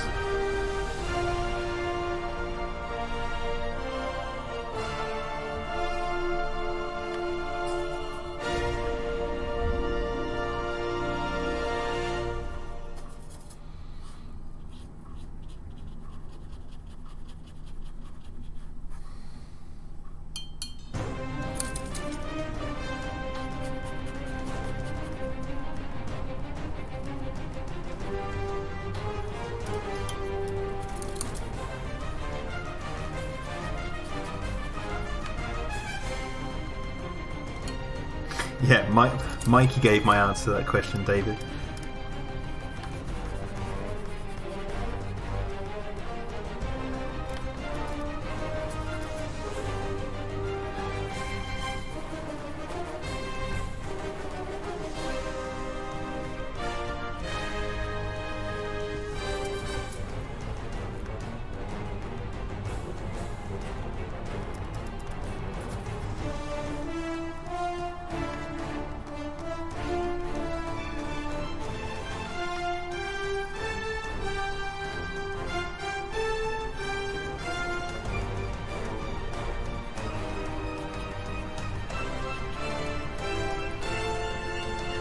It's funny going back and watching. Like I said, I think I said this last week. I was watching episode 1 again of Dino-Defenders to go back, and there is this strange thing of like looking back over the series and going, every single grass stroke, every single branch, every single scratch on the concrete, everything is something I've done myself, and it's like you tend to just forget. Or at least myself anyway, I seem to forget what I was doing when I was doing those particular things, except for like the ones that are captured on live stream. But every single leaf, everything, every vine, all the lighting, everything, it's like everything I've added by hand. And yeah, it's crazy how quickly it builds up.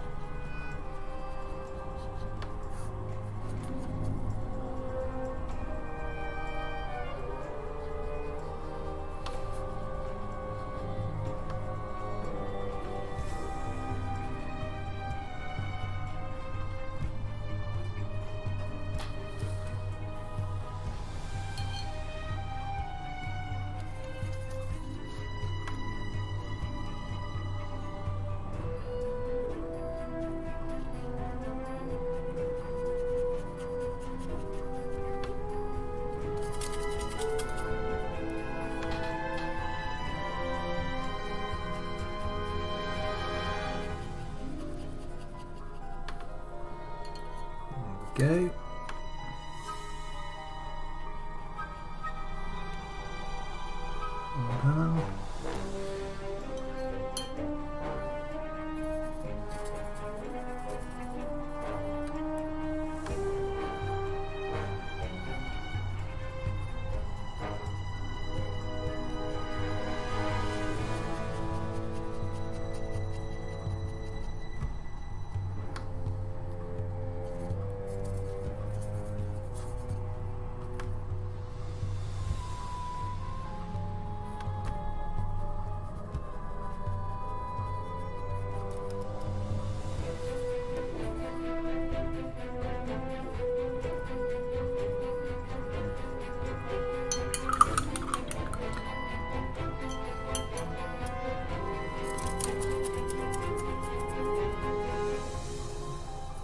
What do you think about Journey to the Centre of the Earth, Jack? Asked David. The old one I saw many years ago. I think it's the one with like lizards where they stuck like sails onto their back and stuff. I haven't seen the one with Brendan Fraser. Although I have seen the sequel, Journey 2 with The Rock, and that was a load of rubbish. But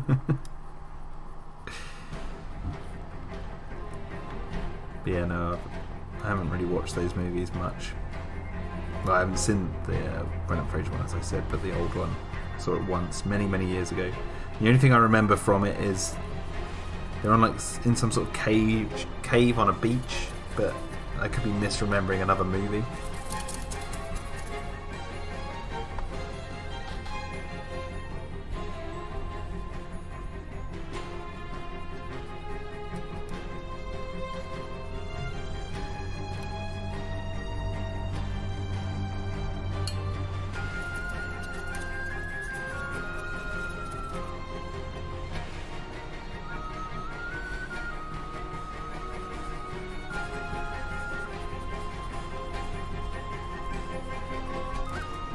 Marcus says, what colours do you use? Just some random you found in the local store or something special?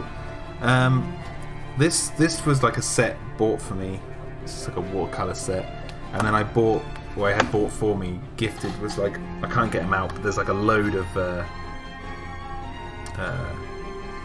like squeezy bottles of watercolours that are like all different colours. They're like top-up ones for this. And then I use the lid to blend the colours and get different ones out of it. But I have like pinks and all sorts, but I don't tend to really use much other than what's provided in this tin.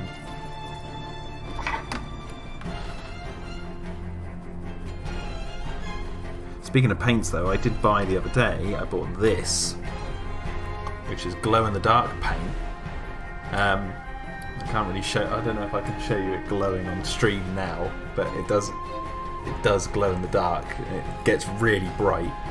I bought this because I painted stars on the ceiling of my the baby's bedroom, so it looks like the night sky.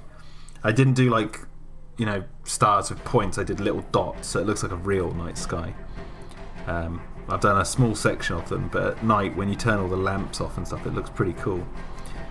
Part of me was thinking, should I try and incorporate some glow-in-the-dark paint to one of these backgrounds and then shine a light on it for ages and then turn the light off and then take a picture of the background and then see if I can do some sort of like bioluminescent thing, but I don't know if that would work.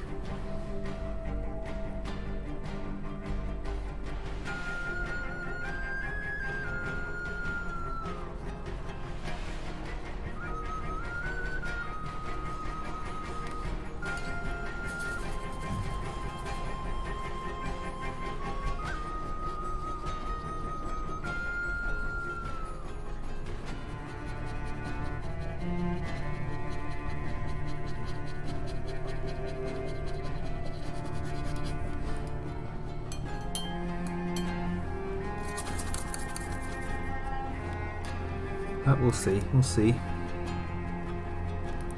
Just using some more browns and stuff to bring out some of the, I'm going to use a little water here. Mix up some of the colour of this plant life.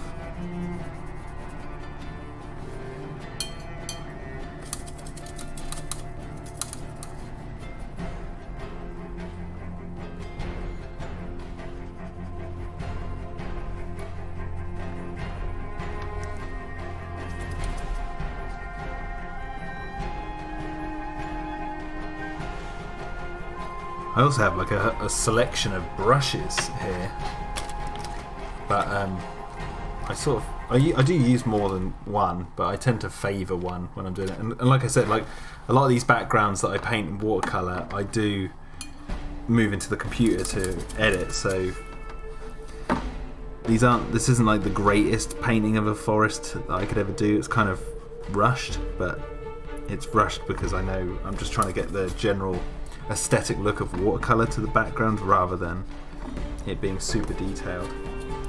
But that does make me wonder, like if I sit down and I really dedicate some time and effort to a big picture in watercolour. I wonder what it would be like. So that might be something I do once Dino-Defenders finished. It's like try and do a big picture of something and see how my painting skills work out if I'm just using watercolours and my skills that I use in Photoshop to capture sort of look that I'm trying to go for.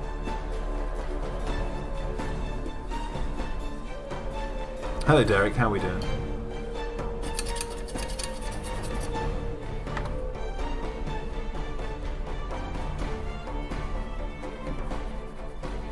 Yeah, he asks, how's it going? It's going good, man. Going good. Just finishing up the final touches to this, and then we'll be importing it into the computer and seeing what we can do with it in there.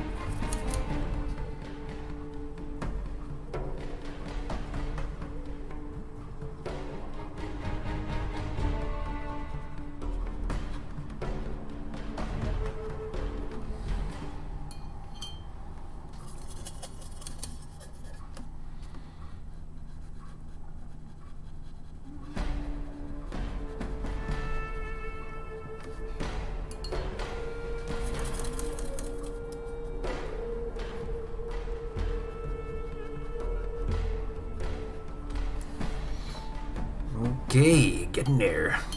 Very close. Oh god, just put my fingers all in it. Good god, what am I doing? What am I doing?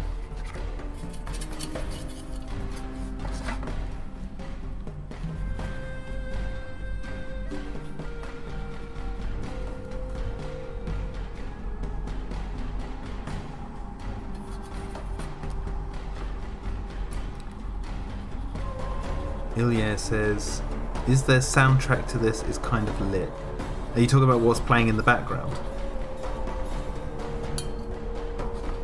Because that is the Golden Compass PlayStation 2 soundtrack.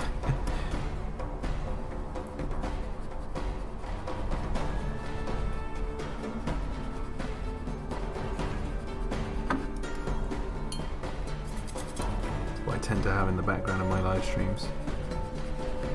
I like it. I like it a lot.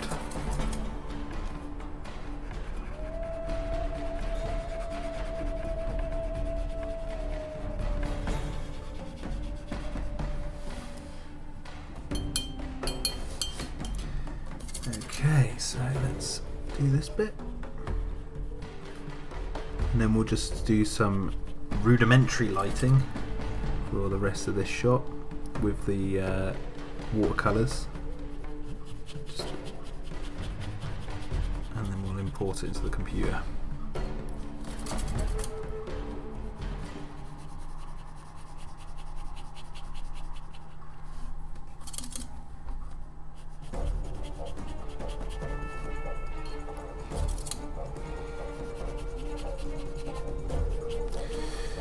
Okay, right, so we've done that, and now we've got this, we're going to mix green, both greens in here, getting a really dark green.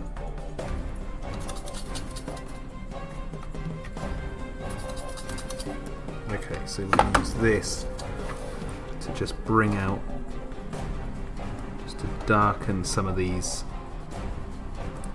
in the background.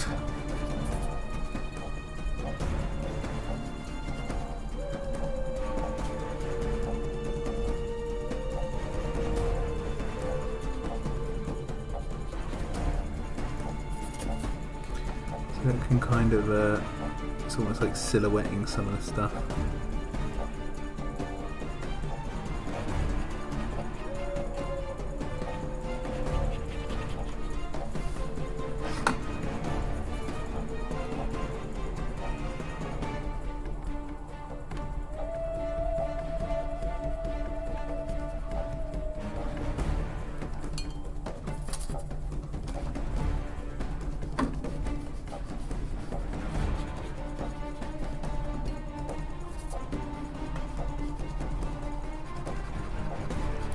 you've got like the purple to the blue, so I want to kind of make some of this a little bit darker over this side.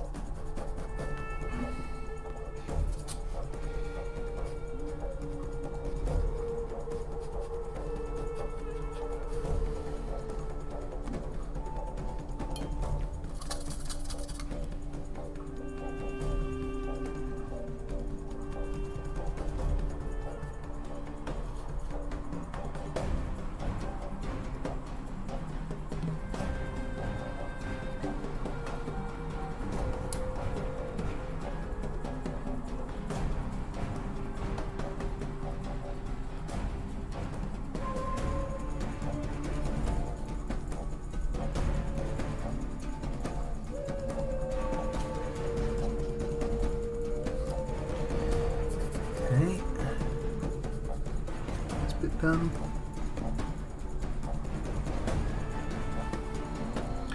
And then we will just do it down here.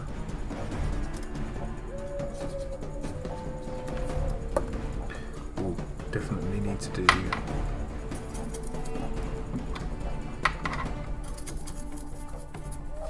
down here.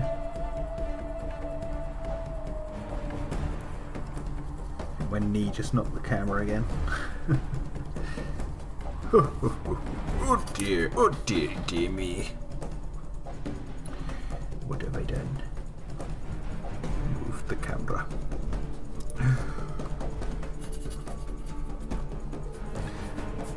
Derek says, are you working on a background for episode 5? No, this is a background for episode 4. I'm still on episode 4.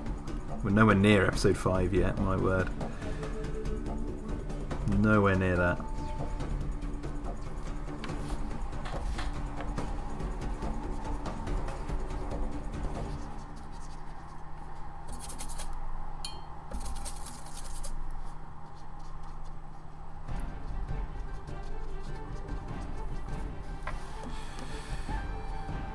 Okay.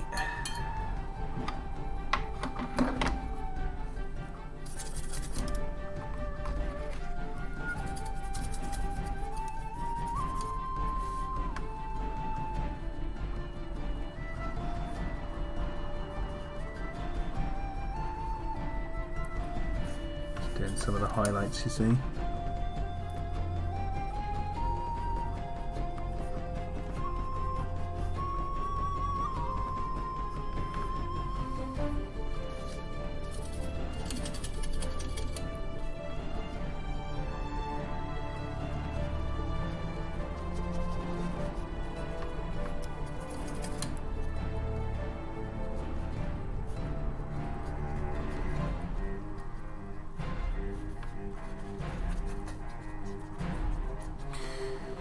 Now you notice we've got this big tree that's sort of over here, so we need to add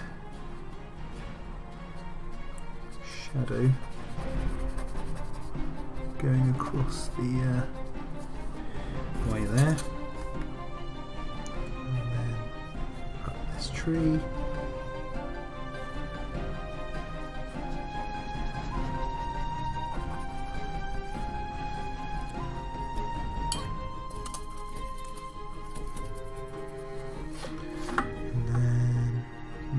Across like this.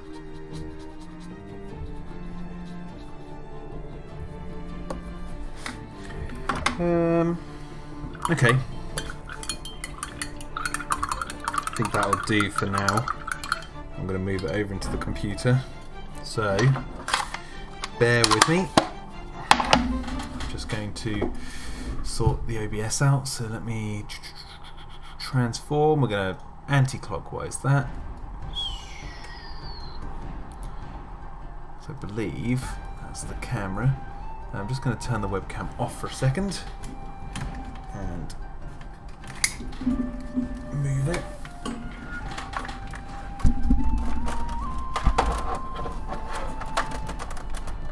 Okay, I don't know what this is going to look like when I come back, but... Okay, let's sort this out. Whoa, wide angle lens. Whoa, look at this. Get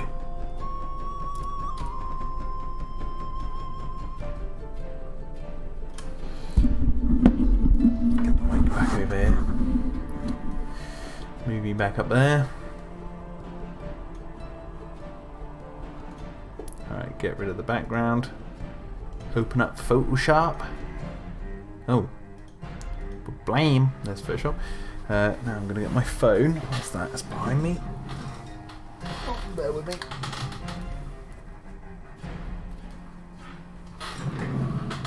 Whoop.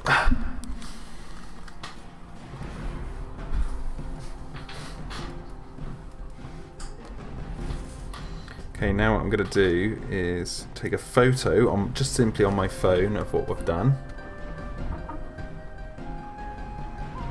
Oh, I can even use some of the lighting of the...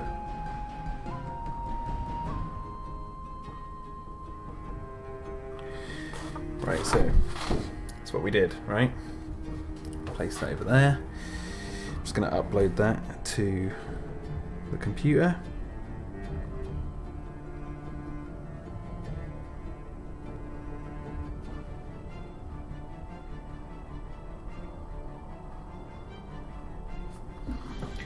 Now, go on here, we can go get it. Nice job on the background, says Titan of Serpents. Thank you. Marco says, I'm glad I didn't get this much talent. It would be wasted. It's wonderful. Thank you. Okay,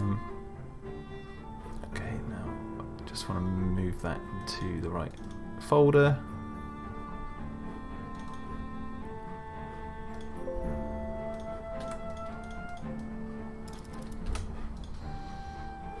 Okay, so now let's open this up.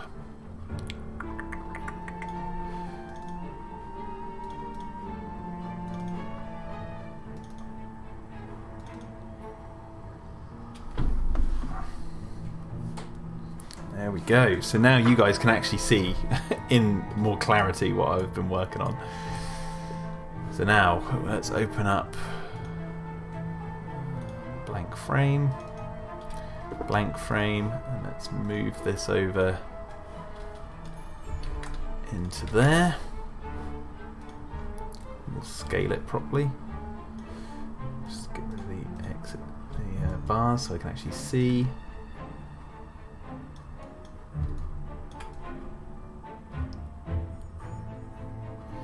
Don't mind squashing it a bit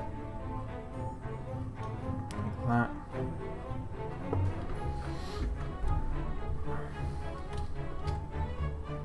See you later, Derek. He says, well, it's been fun watching you paint, but unfortunately I have to go, so see you next stream. Have a wonderful day. See you later, man. Never Not So Clever This said I had to dip out for a bit due to work. What did I miss? Oh, you missed a lot, man. You missed so much. Okay, so we're going to duplicate this layer. And now we're going to do the ever so interesting thing of, which happens every time I start a background, is getting rid of the background of the background. So get rid of the background of the background. Oop.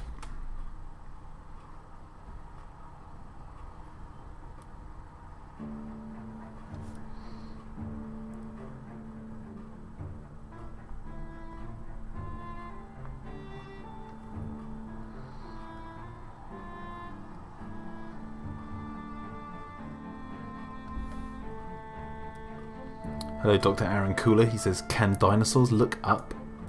No, that's because they can't look up. That's why they didn't see the asteroid coming.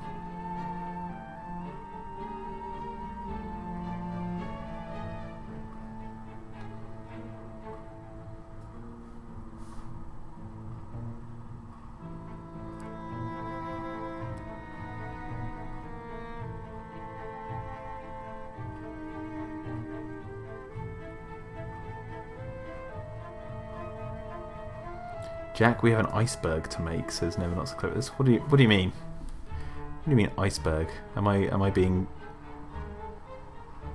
dense here? Are you using Clip Studio? If no, which program? Says Marco. I'm using Photoshop. Adobe Photoshop.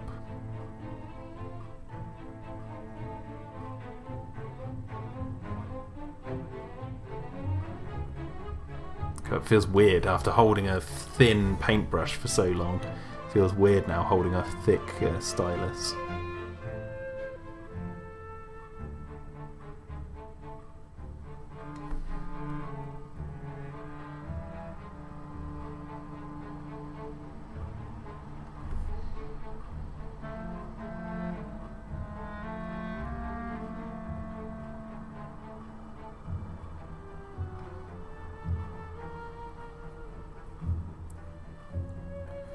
Saw says Photoshop.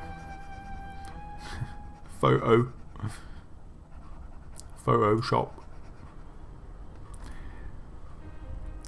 Aaron Cool says a thick stylus. Yeah, nice thick stylus. Get your fingers around a big old thick stylus.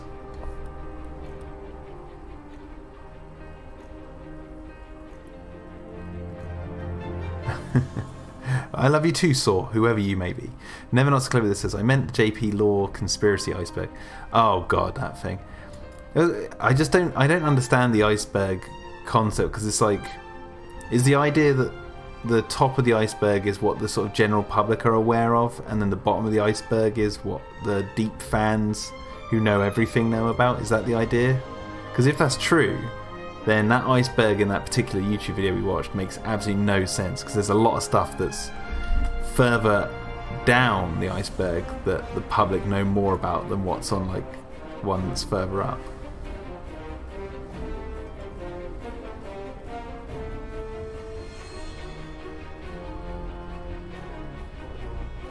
Hello, the Acro.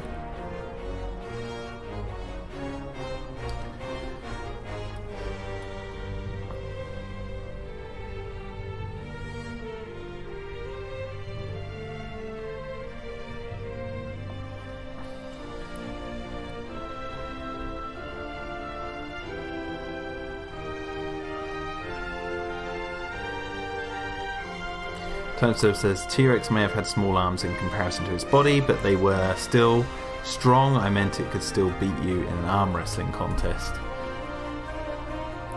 I mean, does its wrists allow for an arm wrestling contest?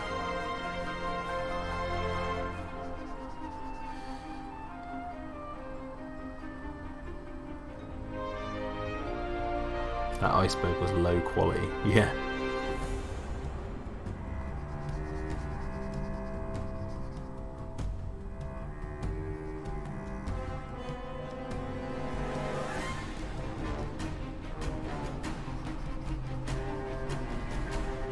It also makes no sense, because there's like the iceberg idea could be endless. It's like, what do you put on it then? Because there's still things coming out that deep fans like myself didn't know about. So it's like, where on the iceberg does that sit? Like right at the bottom? Is there things bubbling up from the bottom to the bottom layer of the iceberg? Like how does it work? The Acro says, would you mind me drawing your Mega Raptor in my style and crediting you? No, man, by all means. Just make sure you send it to me on Instagram or something.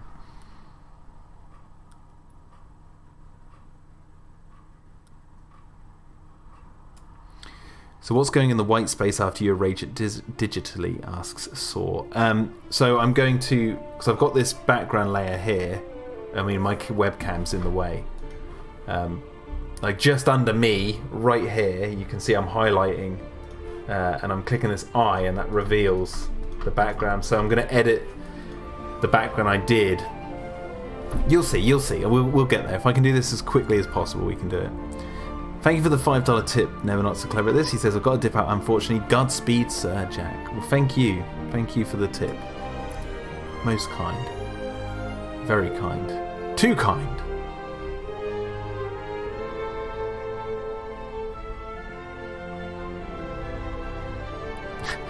I watch this stream every Sunday by these guys called PSA Sitch and Adam Friended. They do streams about politics and stuff, and they call their super chats free will. Like, that's how you gain your free will units. You get your free will units by donating to their streams. It's just like this running joke that's quite funny. The irony being that, do they have free will if they're...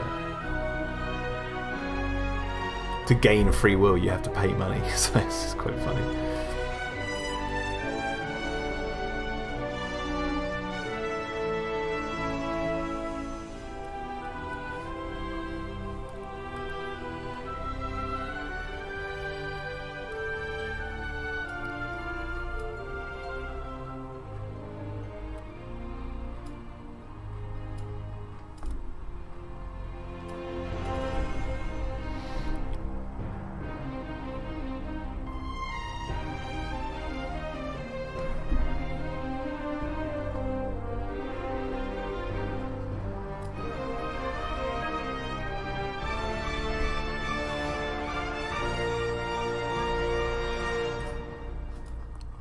I don't know if the music's too loud, because I remember I turned the music up. Maybe I will turn it down a little bit. Might be clashing with my voice a little bit, actually.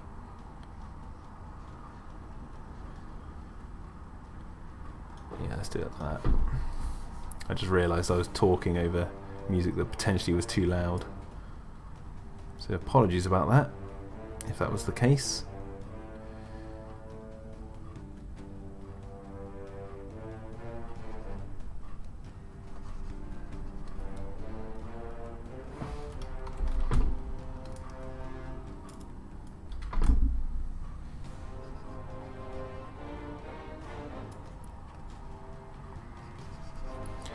I will say this, obviously there's no guaranteeing this will happen because it's dealing with the coronavirus, but at one of my jobs, so many people have been flagged to self-isolate, like they've been near someone who's recently tested positive or whatever on this app thing that people have in the UK. And so my idea is that if I get flagged, because there's lots of people on my team have been flagged, so if I suddenly get flagged, then I have to self-isolate for a week, or I believe it's even 10 days. That I think if that happens, I even have to self-isolate from my wife, which is not good. But even so, that would mean I would be live streaming a lot more, because that's all I'd have to do. So I'd be working on Dino-Defenders and doing longer streams each day while I self-isolate. So, every cloud has its silver lining. So if that happens, and there's no guarantee it will, that is my plan, is to put into action the mega streams. 24/7 streams, says Dr. Aaron Cooler. Yeah, I wish. Don't know if I could go that long. But it would basically be painting for that entire time. Might be a chance I could get episode 4 finished in that time frame, in terms of the frames.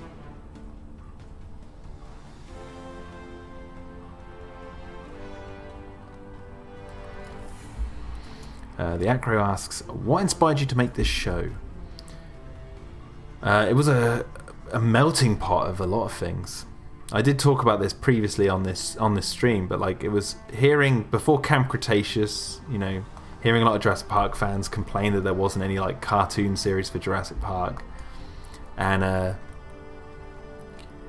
there was simultaneously no mature content for the older fans. There's a lot of stuff was targeting kids. There's nothing wrong with that, but it's for the fans who grew up with it, who've gotten older, there was nothing that was sort of targeting them.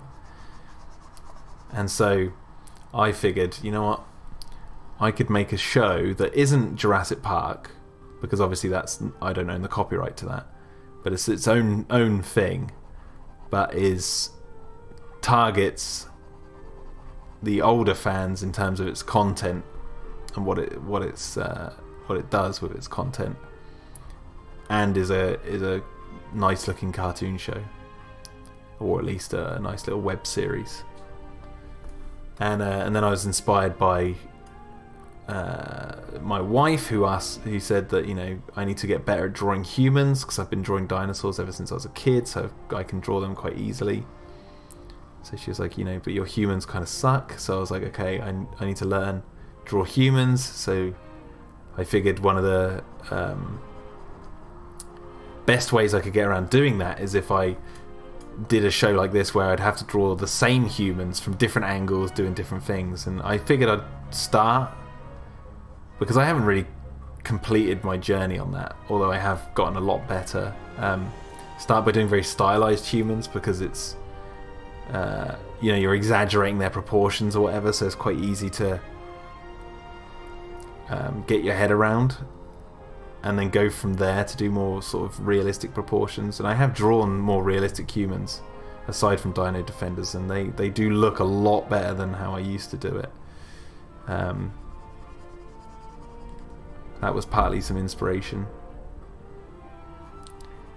And also, like, I did say this earlier, but I'll repeat it again, like, I was looking at content on YouTube and I was thinking, no one really does anything like this, like making an entire web series from start to finish and streaming the behind the scenes of it was something I was like, that would be really cool to do, because then you guys get to interact with me and watch the entire process, or most of the process of it being made, and then you get to see the final product and sort of know how it all came to be.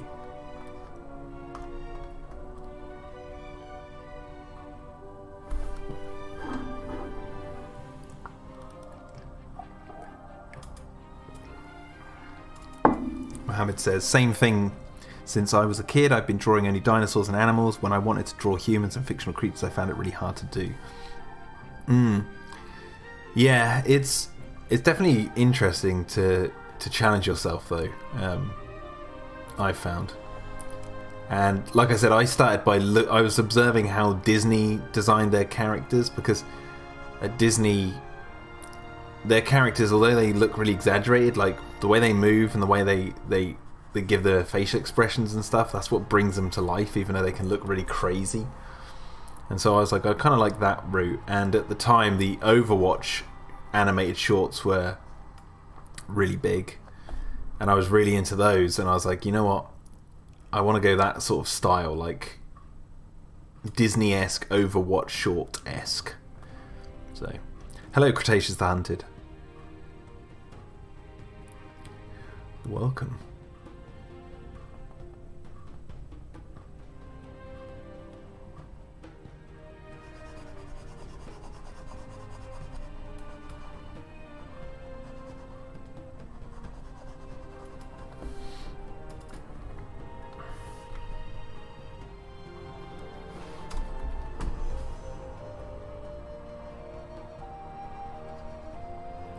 Yeah, there's a lot of inspiration behind this as well.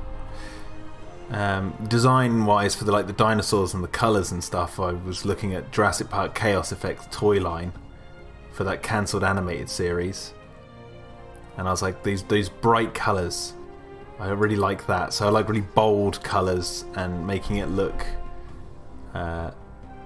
like something from the 90s, because obviously with like things like Stranger Things and that, in the pop culture, I don't know so much now, but it was when I started Dino-Defenders, like the 80s, there was this huge push for like nostalgic shows that lent into 80s nostalgia, like Stranger Things, for example, or a lot of movies, like they were remaking Star Wars and all that sort of stuff, and Mad Max Fury Road.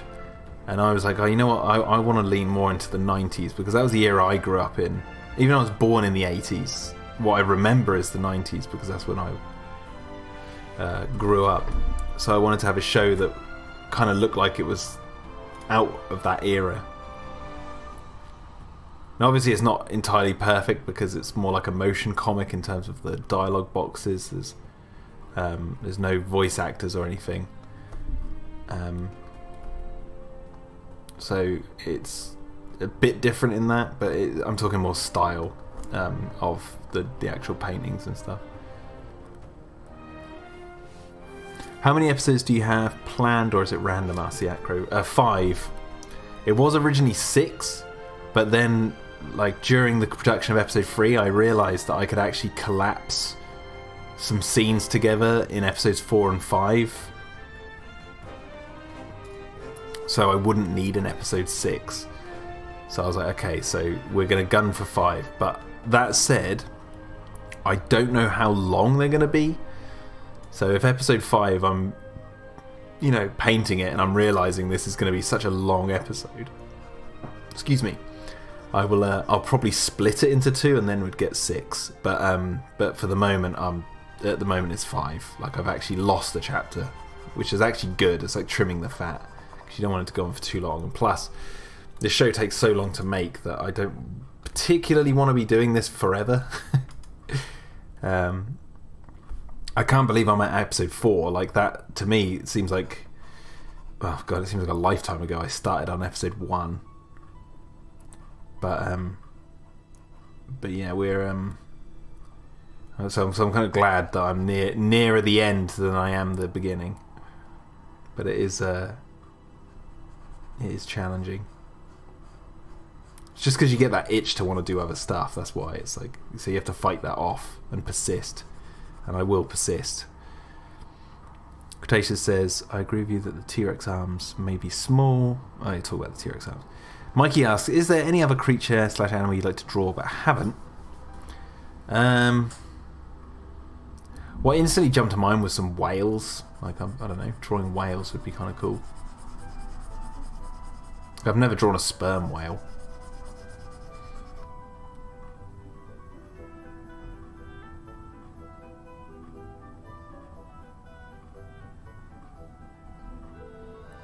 Cretaceous the Hand said, have you drawn Godzilla 2014 or any Godzilla incarnation? Yes, I've drawn many a Godzillas in my time.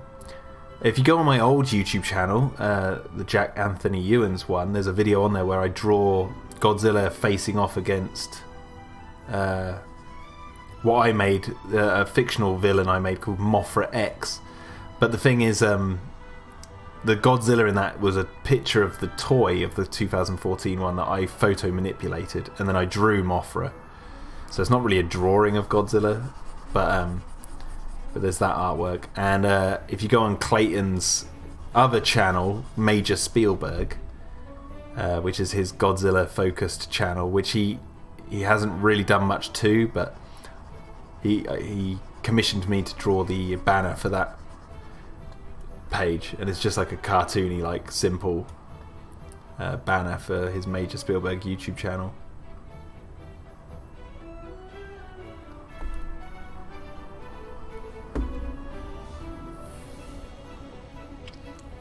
Mohammed asks, is The Lost World by Sir Arthur Conan Doyle an inspiration too? I personally like the feels it gives the wild world where humans are not the dominant species but just the prey.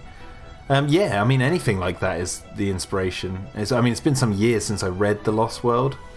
I think I've read it like twice in my life, actually, the original Lost World. Definitely when I was at school, and I think when I was a teenager I had a pop at it. But yeah, anything like that is definitely inspiration. I mean, there's lots of other inspiration, like the Alien films are a big inspiration for this. Like Prometheus and Covenant and all that. The Thing. There's so many different movies that go into this, and books and God knows what else that you want to say. And as I've been talking about on this stream a lot today, a lot of my own life experience I've realised recently is going into this.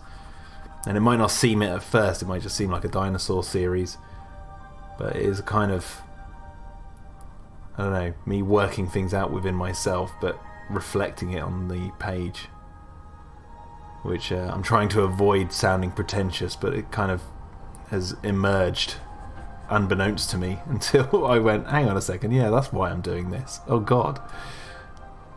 But that will make sense, maybe. When we get to the end of episode 5, it'll kind of become more clear.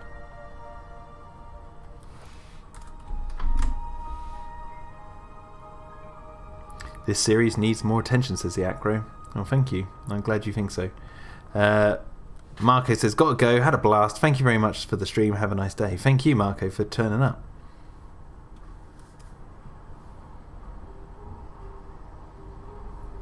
No, I haven't read Primitive War, the Acro. The Acro.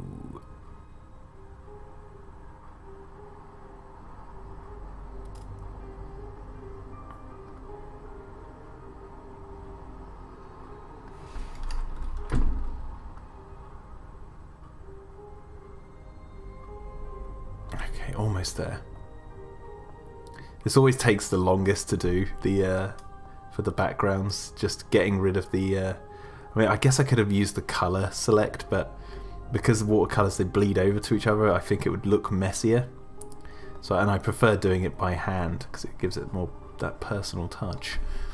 That personal touch to the picture.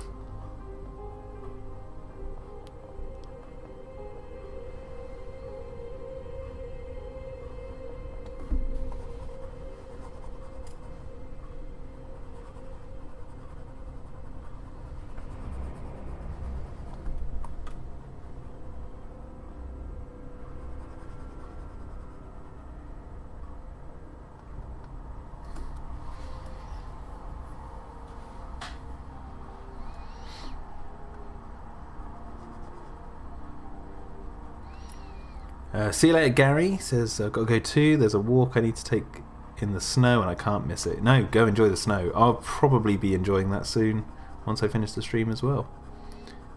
It's getting really cold in here. I can feel it. Is it getting much?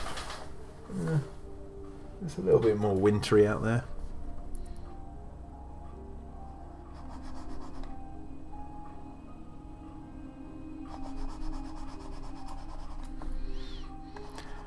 Okay, so let's we're gonna get on this background now.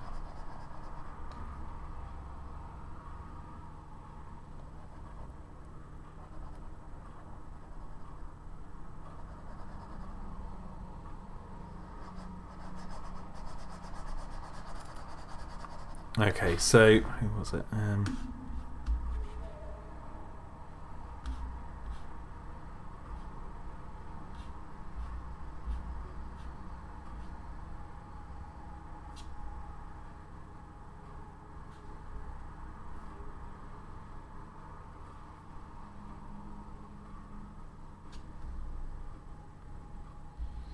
Alright, so now gonna do this, and then we're going to get the background back up, and now we're going to blur that. So we can blur the background slightly. And then we're going to add, we're going to get the burn tool, burn the bottom of it. And then we're going to get a gradient overlay. It's so satisfying watching the background get removed, says Mohammed. Yeah. Right, so now we're gonna do the basics gradient overlay, and we're gonna get the yellow, or like a greeny yellow, for the sunlight. And we're gonna have it. I only want it to be like a tiny little bit. So I need to really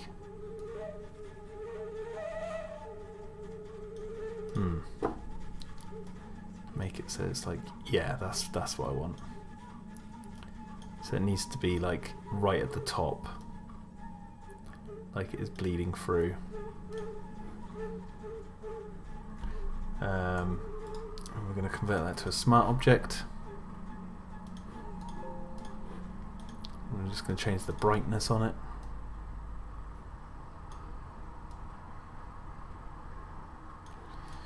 Okay, so now we go on to this. So that layer is like that. And this one, we're going to use the burn tool. We're basically going to darken everything, because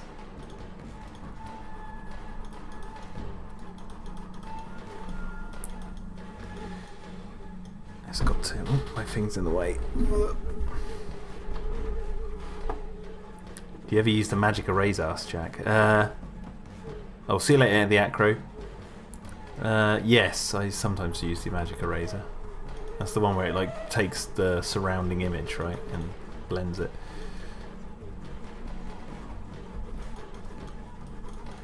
So use the shadows. I'm gonna blend it like that.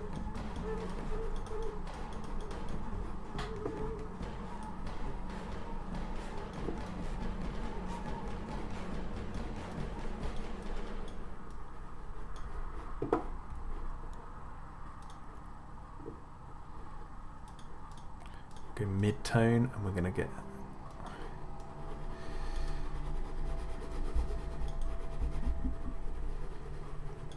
like this.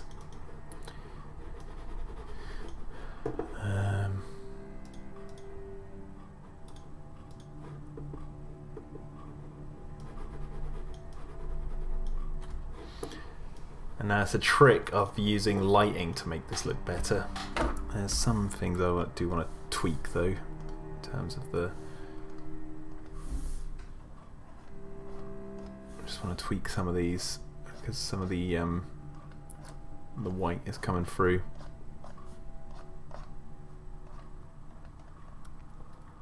You can set it to erase based on color of tone, which might make clipping backgrounds way quicker.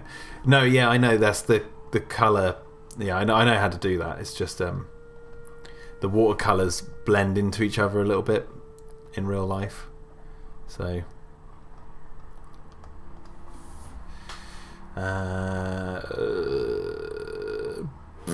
right, what we need to do is now grab the ground, and I can do it roughly.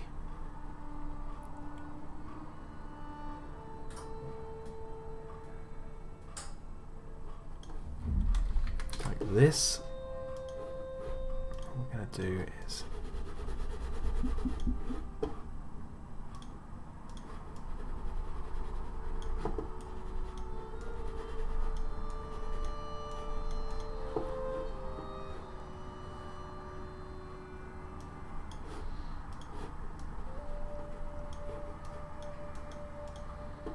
and now for the background, I just want to add some more trees. So I'm literally going to just draw up like this, and then draw at an angle like this.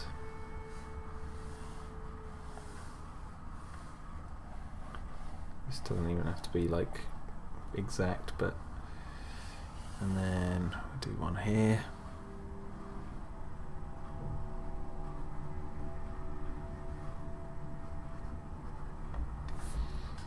Copy and paste that, and then we can darken it.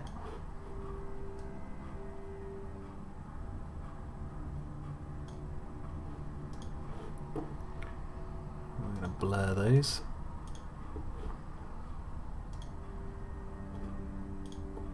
Just fade them a little bit.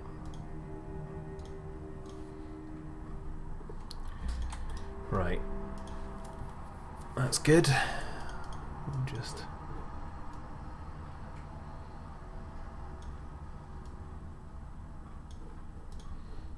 there we go.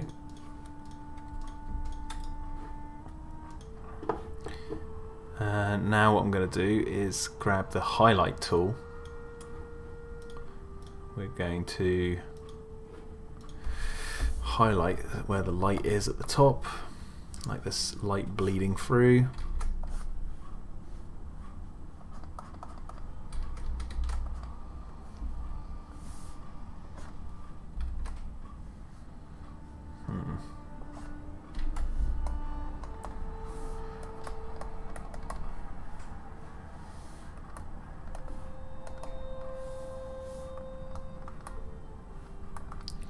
We haven't even done the depth yet of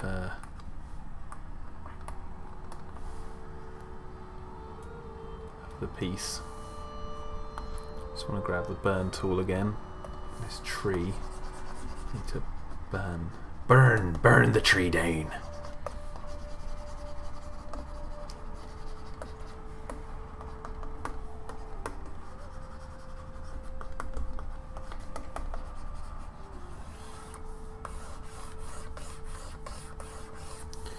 funny because we've got the bars, so to move everything down a little bit. Or maybe even squash it actually.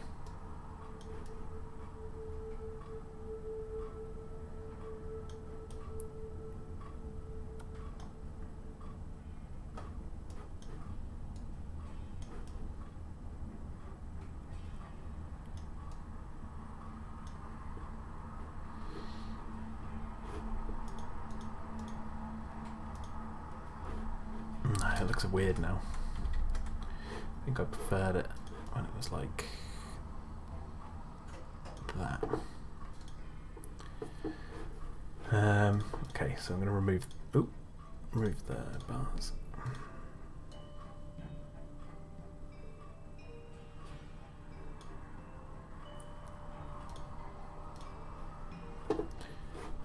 Okay. It's looking nice this Titan, thank you. It's getting there.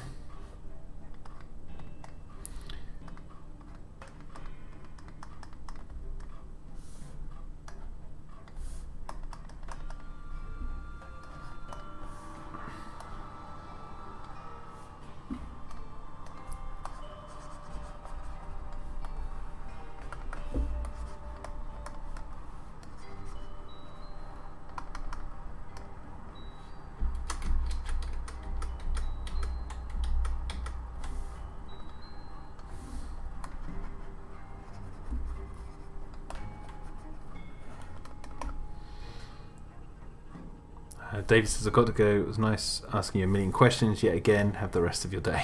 Thank you, David. Thank you, David. See you soon.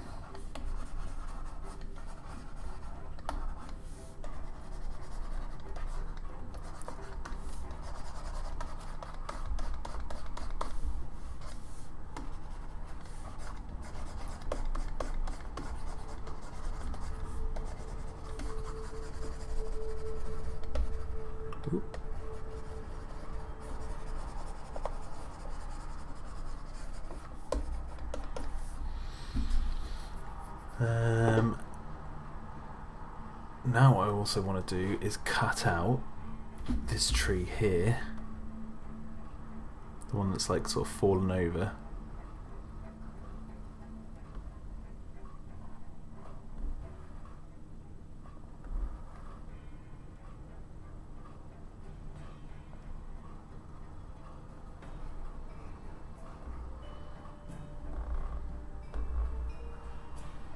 Just want to cut that out.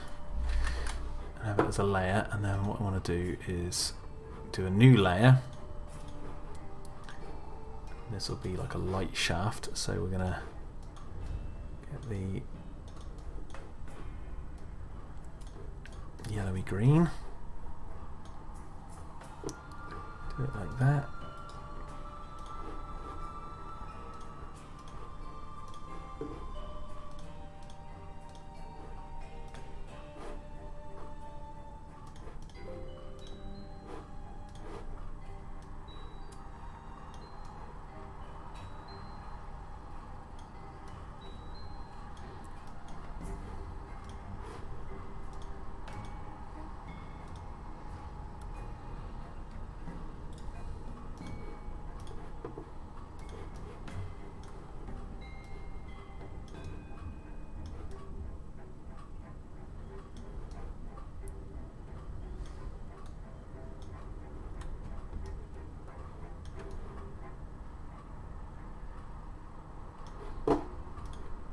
Okay, perfect.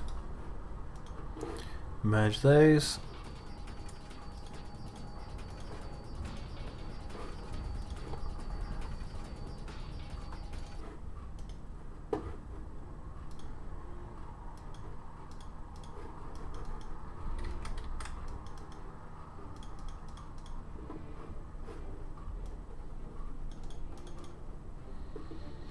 Okay, so now what we're going to do is we're going to just do some blurring, give some depth to this thing.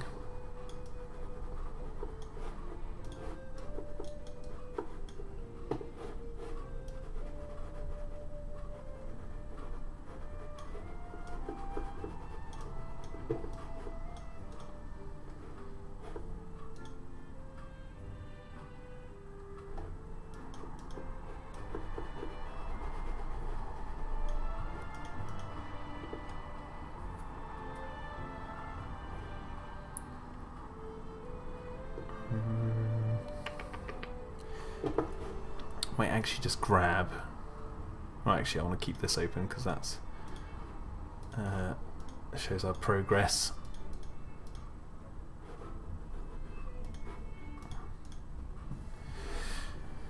Let's get the highlight tool.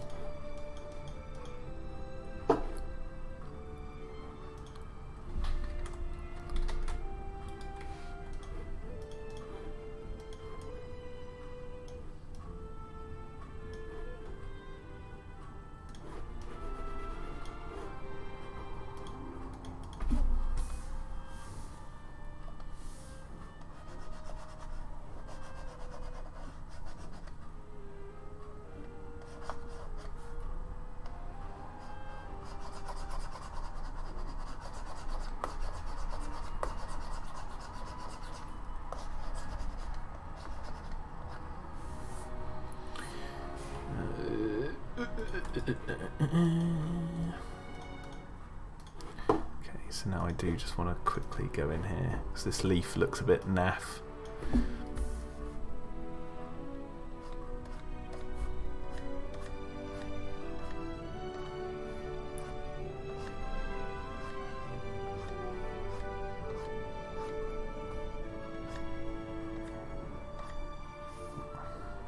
Mikey says, I like how lighting can alter the look, affect the look. Those sun rays look great. Thank you. Yeah, they might be a bit too bright. They might need to just be down a little bit.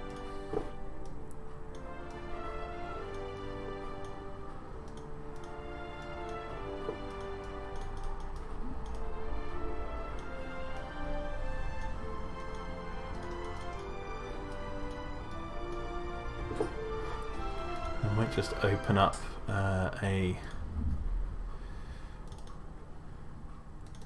file.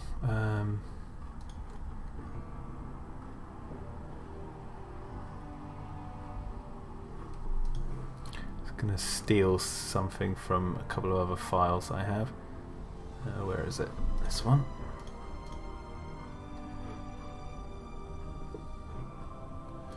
Yeah, so I might just take this. This is from episode 2. Steal that and place it over here.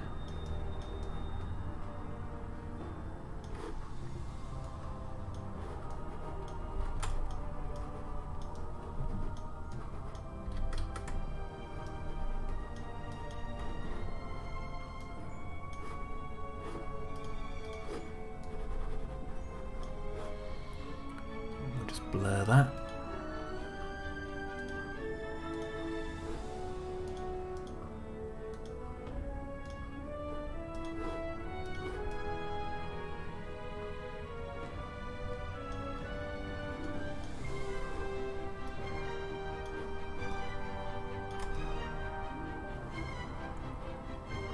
To help mask some of the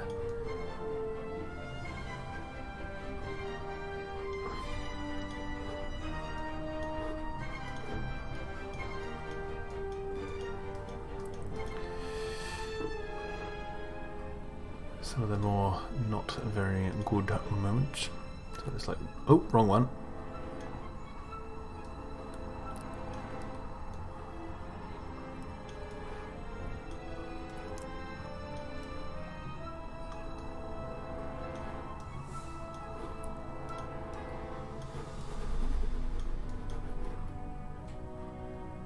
You know what, I don't like that. Get rid of that. And this one. Oh, wrong one again. I don't know, I don't really need that, do I? Okay. Get rid of that. Get rid of the hill. Get rid of that layer. Okay, now I'm going to merge this entire thing. So then I can go in and do some of the quick details.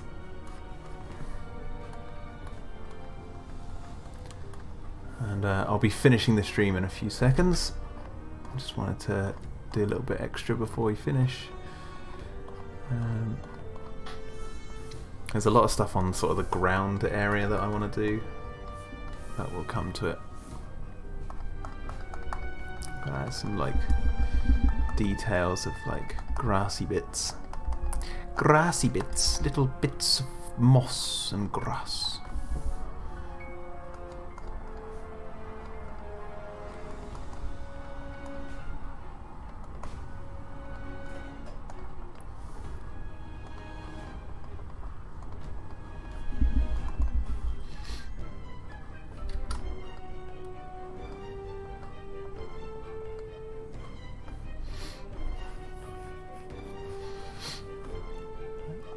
Mikey says, thanks for a great stream. No, thank you. Thanks, everyone. I know it's been a bit more of a serious stream compared to what I usually do with what I've talked about in terms of my position on what I'm doing and where it's all going. But hopefully it'll be a fun watch back for someone.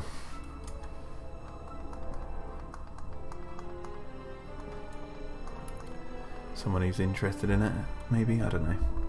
We don't know!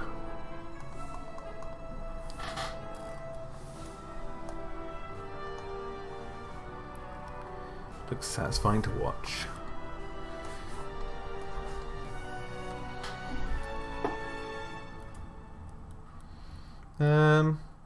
Okay, that's what I'll do for today. So we went from this. Ooh, that's a bit too much. I want to try and get it. Well, we went from this to this in 3 hours. There's still a couple of little tweaks I'll do to this frame, but not that many. But you saw it from basically start to finish. You saw how... Oh, actually, yeah, if I just add some shadow over here. Sorry, I'm now adding more. There we go. That's popping. That's popping. It's popping stuff. Trying to get the mud right. Yeah, that's looking better. I just change the... Well, it needs to match, actually. Let me open up a file quickly. Sorry, I know I'm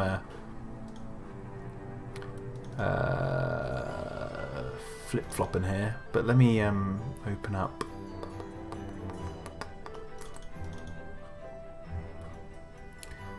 So it's got to match the lighting of this shot. Well, this is like from the top of the tree. So if we see this shot here...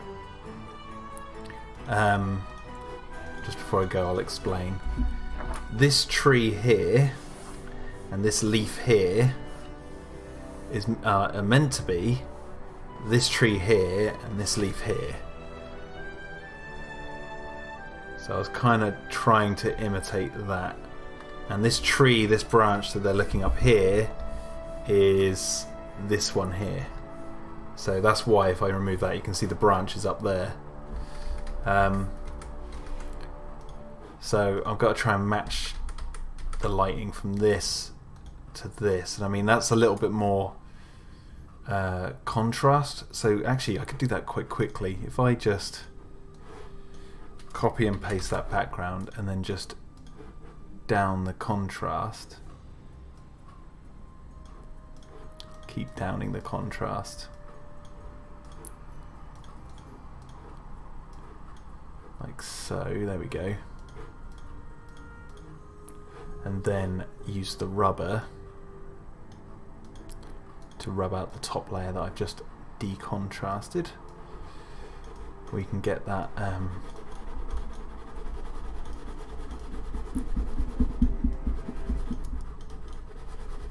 effect of like the light coming through the top there, look. See that? Maybe if I use the 100% here. There you go, so it just adds that extra little bit of light coming through the top of the trees there. And then it will match the way the light is looking through that bit there. But anyway guys, so from this to that. Actually, tell a lie. From this here, what we see on screen, which is that, to that. There we go. Thanks everyone for coming to today's stream. Thank you for Mohammed and else? We had another person, Marco, a couple of newbies turning up. Who was the other newbie? There was another one who made their voices heard. Saw, and what's her face? There was one more. I just wanted to say thank you for turning up, because it's always nice to see new people. I can't remember who. It was a lady. She said it was like a cult. It was like she's been watching behind the scenes or whatever. But yeah, I don't know. Can't remember the name. Sorry about that. But yeah, anyway. And Jack. But you're Dr. Aaron Cooler, right? You changed your name back? Or have I got that wrong? Is this a new Jack? Ugh. But yeah, anyway, thanks Big Shark and Never Not So Clever at This for the tips. Most kind of you. Every single week you are too kind. That's really bugging me now. I want to get this person's name right. But yeah, I don't know. I'm now just looking through the chat, but I can't. I swear I knew where this conversation happened. Monica, there you go. Monica Stringer, there you go. Thank you, Monica. I knew I'd find it. Yeah, and I will be back next Sunday, 12 till 3 UK time. And yeah, everyone have a good day. Look after yourself, and I will see you next week. Bye. Bye.